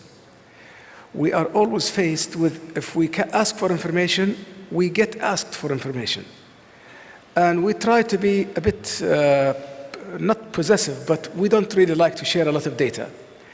But that becomes a problem because reciprocity, as I said, I scratch your back if you scratch my back. I give you data if you give me your data. And we are comfortable with the controls we have within our organization, but we are not always comfortable with the level of control that is available in other institutions. So data governance is, for us, is a complicated matter, and we pay a lot of attention to it. And we do get occasionally customers who find out that we probably communicated a piece of information or maybe inadvertently, and it just puts us in a very difficult position. A third challenge with, again, adoption of ICT in an extensive way is business continuity. In the past, you used to open from maybe 8 to 3 or 8 to 2, 5 days a week, and you put your resources in this 8-hour window or 7-hour window or whatever it is. Now you are there 24 hours, 7 days. You need your systems to be as robust. Weekend midnights, holidays, morning, and that just makes the whole business continuity take a very different dimension. Also, the different usage of or requirements for systems make it sometimes very difficult to collaborate with our colleagues, like in sessions like this, about the adoption of technology. Because again, it tends to be country-specific to an extent, and it is subject to a lot of change. I just would like to close by saying that mindset for ICT adoption, it will make all the difference between being a successful user of this fantastic facility, or you are always pushed to a corner against the wall. Thank you very much, and let's give Mr. Al-Gais a big round of applause. Because it's not an easy topic to summarize, because it's so horizontal and there's so many aspects related to it. May I ask you also, which experience have you had with the ESA guidelines in context of the development of your ICT? Yes, the guidelines, actually, we find them very, very useful. You know, they tend to be comprehensive and very rigorous. And we have focused most of our implementation on the ICT guidelines. Because also our IT operation is quite organized and always thinking ahead. These guidelines are very useful because they tend to be the summary of views of some fantastic brains in the business.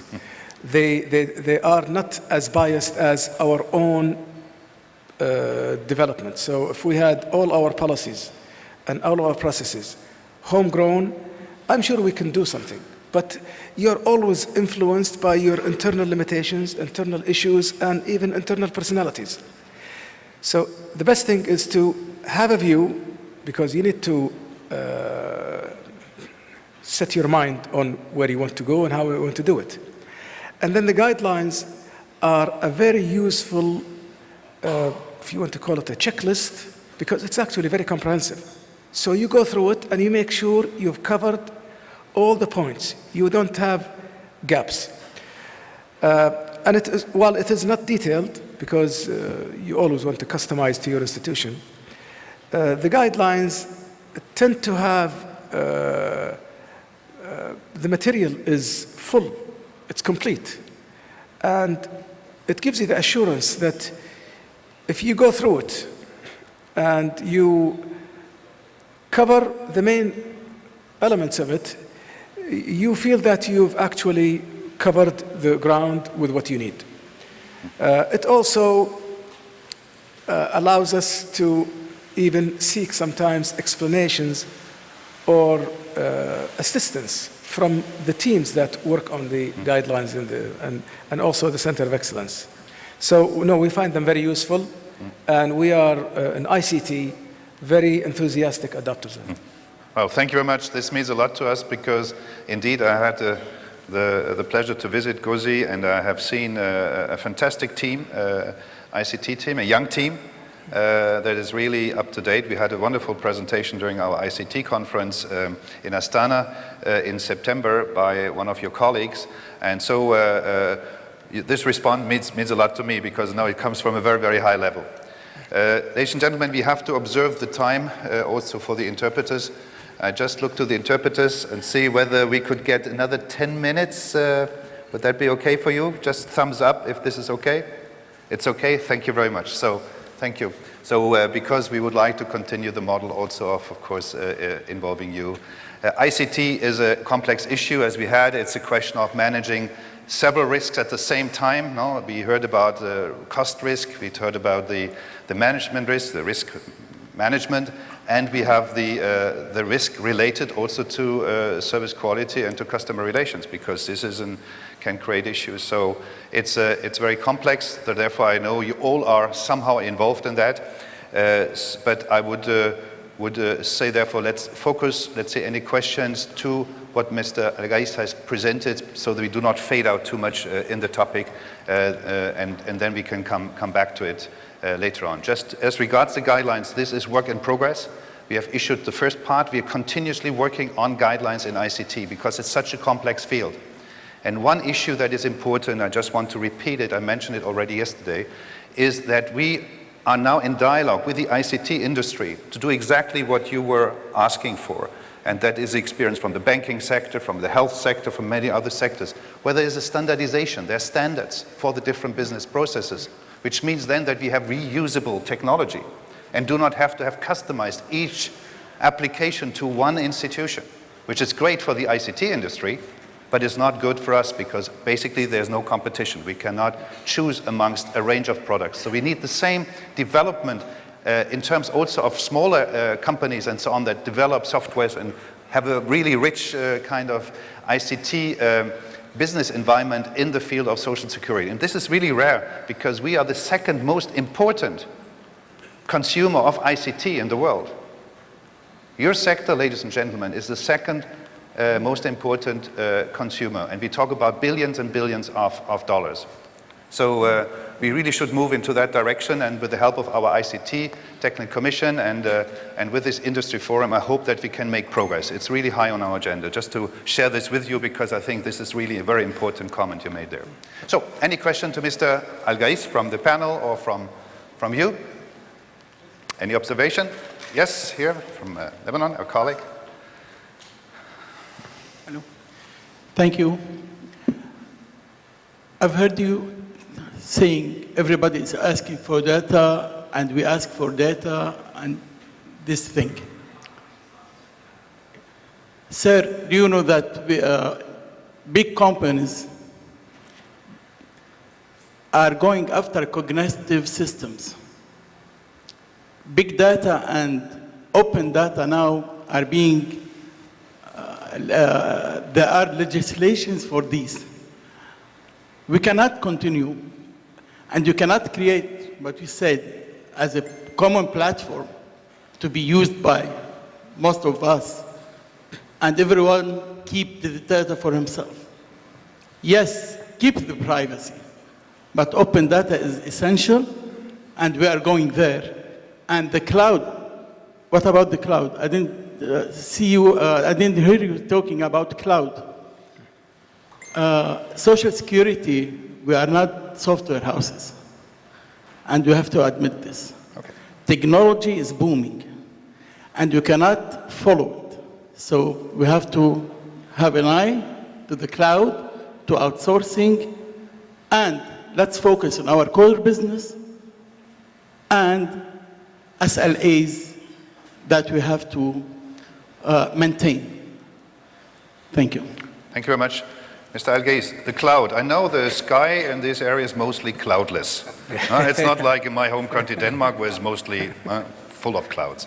So, but have you considered cloud technology and the comment that our colleague made? Yes. I will start with the data point you mentioned. And of course, big data is the theme of the day. And it offers immense promises. And some of them have already been proven. But I will not claim to say we are at the upper end of using it. It's something that we are exploring. It's something that we are trying to use. But we find it a bit of a challenge, and the resources required just made it a secondary priority, but we're going to get there. I think when I mentioned that privacy and data governance and management is a challenge, because actually it is. Even if it's a good idea to share data, it is not a good idea to share it irresponsibly, because you have very sensitive information about people, and the last thing you want to do is somebody takes a dump of your file and knows who has this disease. Or we are very active in sharing data on anonymous basis for the individual. So we share data, how many people work, how many people are injured, how many people get pension, what is the average pension. We publish it. We have no problem with that. I was talking about the sensitivity of data when we start personalizing it. Because we all agree that this is very private, very personal, and technology, if it starts violating these personal principles, then we need to step back and make sure we are not encroaching on somebody else's rights. The cloud, first of all, I'm not a technologist, and our assistant governor for IT is here. If I get stuck, I will ask him to help me. But today we are not using the cloud in the sense that is more adopted in the commercial world. We are embarking on a major upgrade of our IT infrastructure. Our IT, the core applications are the 1990s technology. And we have just completed a strategy, IT strategy, with a named architecture, and the cloud is figuring very prominently in it. Because you're right, you should always seek value. We are not crazy about doing it ourselves all the time. We want to get the best value for the money and the risk. And cloud has proven to be an effective option. But today we're not using it. Okay. But the reason I did not talk about it, you ask why we didn't talk about it, because ICT, you can talk for 3 days. And you still cannot cover it. I wanted to particularly focus on the challenges that as a social insurance organization, what do we face with ICT? Thank you very much for this response. And it's interesting because in our guidelines we also address the issue of privacy, because this is the balance we have to strike. So we and the public and our institutions are very keen on protecting the privacy. And then to see all these millions of people sharing everything on Facebook, it's a kind of contradiction, no? In a way that on the one hand, and they share much more than we would ever share. So it's a difficult world, no?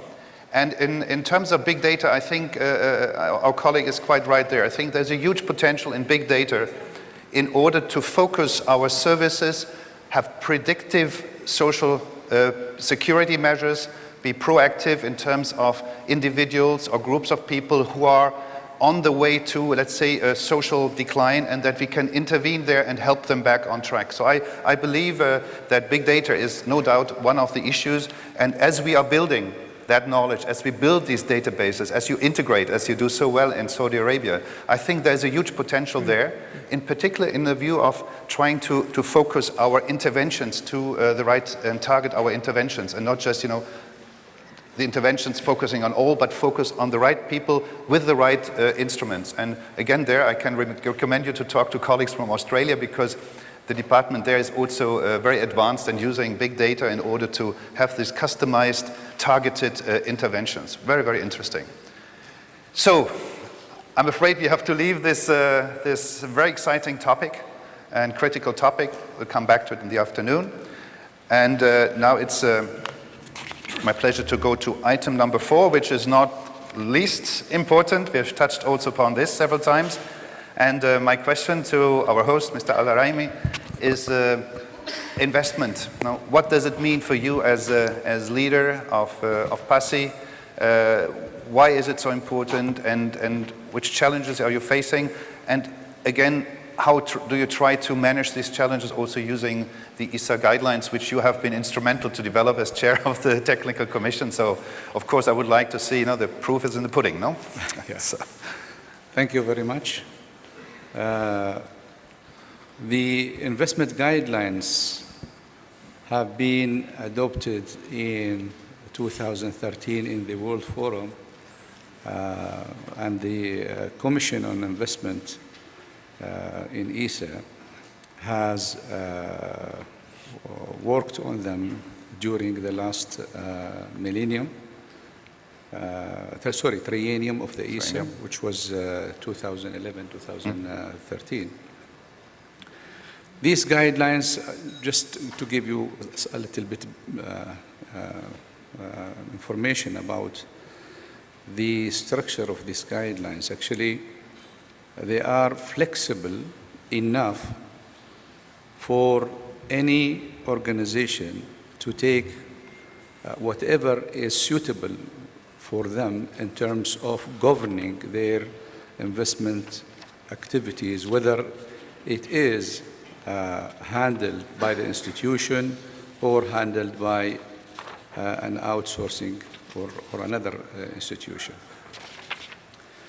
The guidelines are prepared in the type of principles and structures and processes, as the Secretary General has just presented in the morning on the screen, and they are applicable on different types of structures that are within the organization.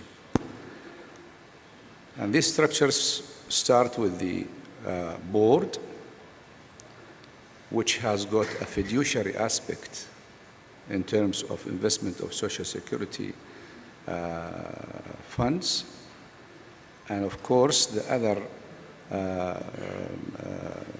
structures which come down, like the investment management or the investment committee.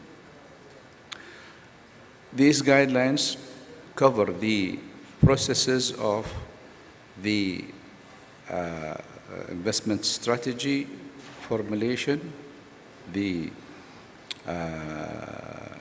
investment portfolio management, the issues of risk management, the issues of performance measurement, and reporting the results of the investment in the institution. The case of PASI, we had some of these guidelines being implemented already before the guidelines are there, they are in place, but there are also other guidelines that are new to us. We have a committee which is devoted for the guidelines or for the strategies and procedures, which is one of the best practices have announced yesterday. This committee is responsible to take these guidelines and find out how to apply them into the normal course of work which is within PASI. The investment guidelines have been taken also into preparation of procedures manual, which is specifically designed for the investment department. To give you some picture about how the investment process goes in PASI, which is in line with the guidelines, we have separated the two issues of investment decision and risk management. We have two different departments to the two. The Department of Risk Management is highly linked to the committee, which is a risk committee, which is from the board directly, and it is not in the level of the executive management, which gives more independence for the risk management review. The investment decision is reviewed by the proposal, which is submitted by the investment department to the investment committee, is reviewed by the risk department, and in the risk department, they are responsible of finding out the types of risks that are in the investment proposal, and to suggest whether this is a risk which is related to the business, risk related to the country, risk related to the legal framework that is handled. And after that, the decision is taken on these grounds from the investment the investment committee. The guidelines are very useful for us, and I think from my also experience in the ISA as the chairperson of the technical commission, there are a lot of institutions are interested in it, and I think they provide a very good platform for benefiting from this beautiful and very critical work of the investment guidelines, which is aimed to govern the investment activity within the institution and maybe outside of the guidelines even go more detailed in how to select your managers if they are outside managers, the passive active sort of mandates, and how you need to define a funding policy for your institution.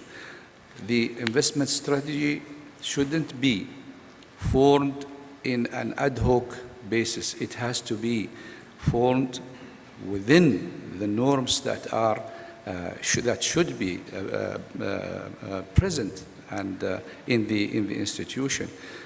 The actuarial work, the investment work, and the risk management work have to collaborate all together to formulate the investment strategy, which has to be devised or formed according to the liabilities of the fund, because we are all here in, or maybe the majority of us are implementing the defined benefit option of the in the pension program, which is truly affected by the aging phenomena, and it has to be it has to take a very long forecast for the impact of these demographies on your fund. So these should be translated in a very well way into the investment strategy. The guidelines cover all of that. Thank you very much. Thank you very much indeed. A warm round of applause to Mr. Al-Araimi. Mr. Al-Araimi, some of the discussions that have been during the breaks and so on, also discussing the issue of investments, are touching upon the future. As you said, investment returns are critical to the sustainability of social security funds. But the future looks a bit difficult. There is a prediction that the times where we had these high returns are maybe not coming back soon, maybe first in a long, long time, that we go back to much lower returns. And so this brings about, I think, the dilemma between being prudent in the investment and on the other hand try to ensure the highest possible return for the contributors, so that they can ensure the benefits they are expecting. So what would be, in a way, your reaction to that future? How do you see the future? Do you share this concern? Yes, sure. It looks like the returns are declining compared to the years back we have. And I've come across a presentation in Budapest. You were there, Mr. Dibson, Roy Dibson, a professor in Cambridge, has shown some trends about the investment returns for it's not for the pension funds, it's for the whole market, which shows that what they called the golden age of double digits is not anymore going to come, and they have given some evidences on that. So there is a trend to declining returns with accompanied with the of course the higher costs in your social security benefits because of the aging of the population. The second thing, if I may also refer to, is that there is a trend in the social security institutions to go beyond the traditional investments that they have used to go, which is the bonds and the equity, and to absorb more and higher risks in their portfolios or in their asset allocation. The experience shows, and this I can say is true from some publications by Towers Watson, and of course a survey which been conducted by the ESA on the reserve fund monitor in 25 member countries, that shows there is a shift to more alternative investments such as real estates, private equity, hedge funds, infrastructure, which was not the types that are available in the defined benefit investment funds. I can understand if these are available in the defined contribution funds, but there is, of course, a trend, but still that trend is not very dominant, and the investment in the alternative investment classes is more not dominant, and the conventional or the traditional type is the more influential and more dominant. Thank you. Thank you very much. Thank you very much, Mr. Al-Raimi. Question to Mr. Al-Raimi, and yes, over there. Colleague from Iran, over there. Yes. Please. Yeah. Thank you very much for the presentation. My question is to all the panelists. Of course, if they accumulate reserves for investment, my question is that whether you do investment in-house or you outsource it to special companies. And if I'm allowed, I have the same question for ICT as well, whether they do it in-house or they outsource it to companies. Okay, so let's do a quick response rate. Let's start with Mr. Asasaya. Yes. Thank you. We do investment by ourselves and also using the fund manager outside as the benchmark. Why is that? Because maybe in Indonesia, as an emerging market, we still will get a good return for investment in Indonesia, especially for real sector and also capital market. So the answer is we do both sides, in-house, and also we use external as a benchmark. Okay, thank you very much. Mr. Maloney? The first question is easy. It's a different sort of social security system in Australia, so we don't do investment. In terms of ICT, predominantly is done in-house, but we contract a lot of the work internally to external providers. Okay, thank you. Ms. Siriaco, please. We do our investments internally, but we have a current bid tender for external fund managers, like the one in Indonesia, basically for benchmarks. The one for IT, it's also internal. We still have a number of legacy systems, but we do outsource some application systems as well as some of our networking requirements. Okay, thank you. Mr. Guys. Yeah. For investment, we have it split into two. Domestic investments are done in-house because we feel we have the expertise and the resources, and the alternative providers are not exactly much better than what we have. Offshore is all through investment managers, with the exception of private equity. Of course, we go with private equity managers, but we select them and we manage them, and also offshore real estate, which is not very large. In terms of ICT, we do in-house. The large projects we contract because you have a surge of need and then it tapers off as you begin to roll out the systems. So we do contract outsource to develop the solutions. But the operation and maintenance and the normal changes, what have you, are all done in-house. Thank you very much, Mr. Araim. We have a hybrid model. We have the domestic market is handled by the institution.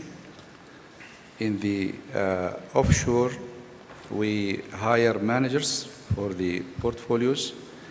And I want just to elaborate on that there is a sort of a regulatory framework that regulates the conditions and the requirements that are required into the institution that is going to handle this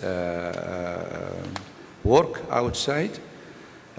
It is regulated by the state. So a sort of governance into the selection. For the ICT, it's just similar to our brothers in Kingdom of Saudi Arabia. In the operation side, we handle it, but for the development and for is by external agencies. Thank you. Oh, thank you very much. Very precise answers. Time is running, and we need to have time for the last topic that we addressed during this panel, and which is very close to my heart, because I think we have observed over the last years an extension of the classical role of social security from being protective towards also being proactive and preventive. Also in view of sustainability issues and other challenges, but of course also of part of the modernization of expectations to what social security should provide. And Mr. Masasia, besides enormous, let's say, efforts that have been done in your country in extending coverage and extending the system, making it available, you also have at the same time, we heard yesterday, you have restructured social security, we heard about your service efforts, and you have been lately involved in return to work measures. Just to take one example, I think that is, as we saw also from the guidelines, is very popular in the region. Already a number of countries, 19, have already, institutions have already engaged with the guidelines and had some impact. So I'm very interested to hear from you about your reasoning. Why did you enter into these more proactive preventive measures, and maybe some specific experiences with the return to work guidelines as well? Okay, thank you. Actually, everything is starting by our social security reform in Indonesia, that our institution have to cover all the workers, formal workers and also informal workers. And the number is quite huge, almost 120 million people. And based on this duty, we start to transform our institution. And the challenge is most of the workers in our country, in their paradigm, to be social security institution member is something unnecessary, because in our culture, if something happens in the family will take care. And even if they become the old guy, the children will take care of them. So once we try to implement the social security system with the old program, of course the most challenge for us how to change the paradigms of the people, the workers. And we start to campaign that social security institution actually as something needed by them. If something needed by them, it means that all the program must fulfill all the demand of the workers. And we said to them, if they want to be our member, for instance, they will get access for housing, they will get access for food, they will get access for public transportation, and they will get access for education. So we start to change our institution from protection to basic welfare, to fulfill basic welfare of the workers. So based on this, then the mindset of the workers change. And afterward, of course, we have to organize our institution to be close to them. What we have done so far, in terms of coverage extension, we give them a lot of new channel distribution. I mentioned earlier, now we have not only premises owned by our institution, but also we're working together with other institutions like banking, retail, and even now we have more than 10,000 outlets in our country to give them more access. And in terms of claimant, of course, because the workers in Indonesia, as the beginner to be the member, they think they can only pay one time, then we'll get all the benefit. This is the issue. So we, of course, have to campaign to them. More important for them, not to get claim, but to protect themselves from all the risks. Let's say, how to make their life much, much better. Don't go to hospital if something happened to them, if they can protect themselves. So based on this, we start to campaign what we call the prevention program. What is the prevention program? For the employer, if in 1 year they don't have accident in the factory, for instance, we will give them something like a present, like a token. So we do what we call competition or awarding amongst the employers as the member, and based on the situation, the accident going down. That's the first action that we do in terms of prevention. The second one, in Indonesia, this is something unique. Most of the workers, if they go to the office or the factory, they drive a motorcycle. And almost every day, accidents happen on the road. So the way we do to stop this, we campaign, if they use public transportation, we will get them the lower price. The second thing, we also cooperate, let's say, with the police to campaign how to drive well. And if there is nothing happen, let's say in 1 year, we also give them a present, like tools and so on and so on. So in the country like Indonesia, and I think in Asian countries, prevention program much important compared with the, let's say, give them benefit. Because the prevention program also will reduce our costs and also will make the people more healthy in their life. So I think the conclusion is for social security in ASEAN countries, for instance, we have to extend the coverage with many ways, not only directly using our branches, but also cooperate with other institutions and also give them the knowledge, give them token. So prevention program will be important than other things. Thank you. Thank you very much. Let's give Mr. Sarini a hand. In terms of your prevention programs, and I know you also are looking into the return to work issue.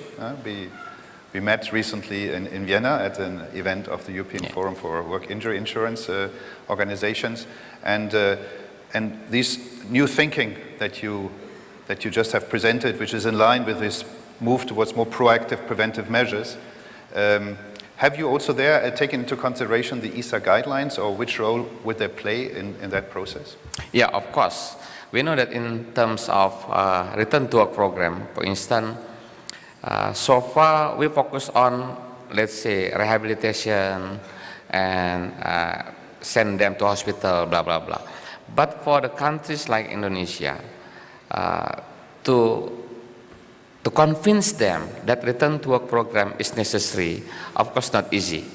So like I ever mentioned many times, we start to give them like something quote unquote allowance. Let's say education for the kid of the employer if something happened to them, and then also we try to educate them about how to working better with more skill. And in fact now, based on this situation, because this program actually a voluntary basis, this is not mandatory for the employer in our country. So based on the way we touch them, now we have more than 2,000 companies join this program. And we also try to campaign that return to work is something like make people, workers, include to the society instead of exclude the society if something happened to them. So based on this, now I think return to work program will be implemented in Indonesia much better than before. And also for the workers, if they follow this program, no need to be afraid. If something happened to them, they will lose their job because they can be back to the office, back to the factory with different job. Oh, thank you very much.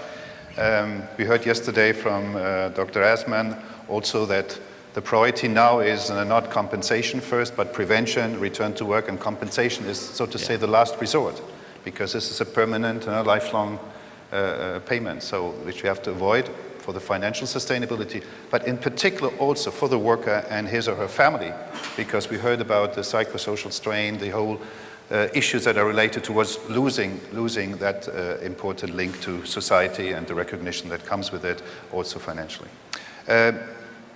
We also saw yesterday, at least in our votes, that these proactive, preventive approaches, you were more hesitant towards them than to the other key topics that we had at hand yesterday. But I would like to ask if also the panel, if you are involved or whether you are planning to focus more on these type of proactive, preventive measures for the reasons I just mentioned. So is there anybody who would like to share their story or any question to Mr. Masahia?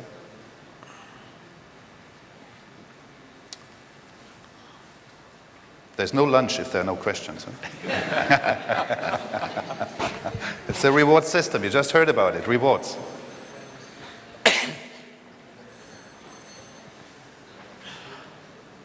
Proactive, preventive activities in your organization, a bit in line with what we heard from Mr. Masahia.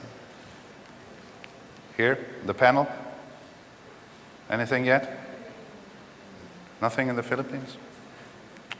Well, there's a good reason to go to our session this afternoon. So I think you should put that in your notebook, that this afternoon we have a session on prevention. So you should go there. But I think also we are in time now to to conclude this morning. Where we have tried to share from the ESA side a bit what's going on, which are the plans, where are we with our Center for Excellence, how do we support members in their journey to excellence. We have, I think, had an excellent panel that has shared really very valuable, high-level information of strategic and concrete practical nature. So therefore, please join me in a warm round of applause to our panelists, to our distinguished panelists.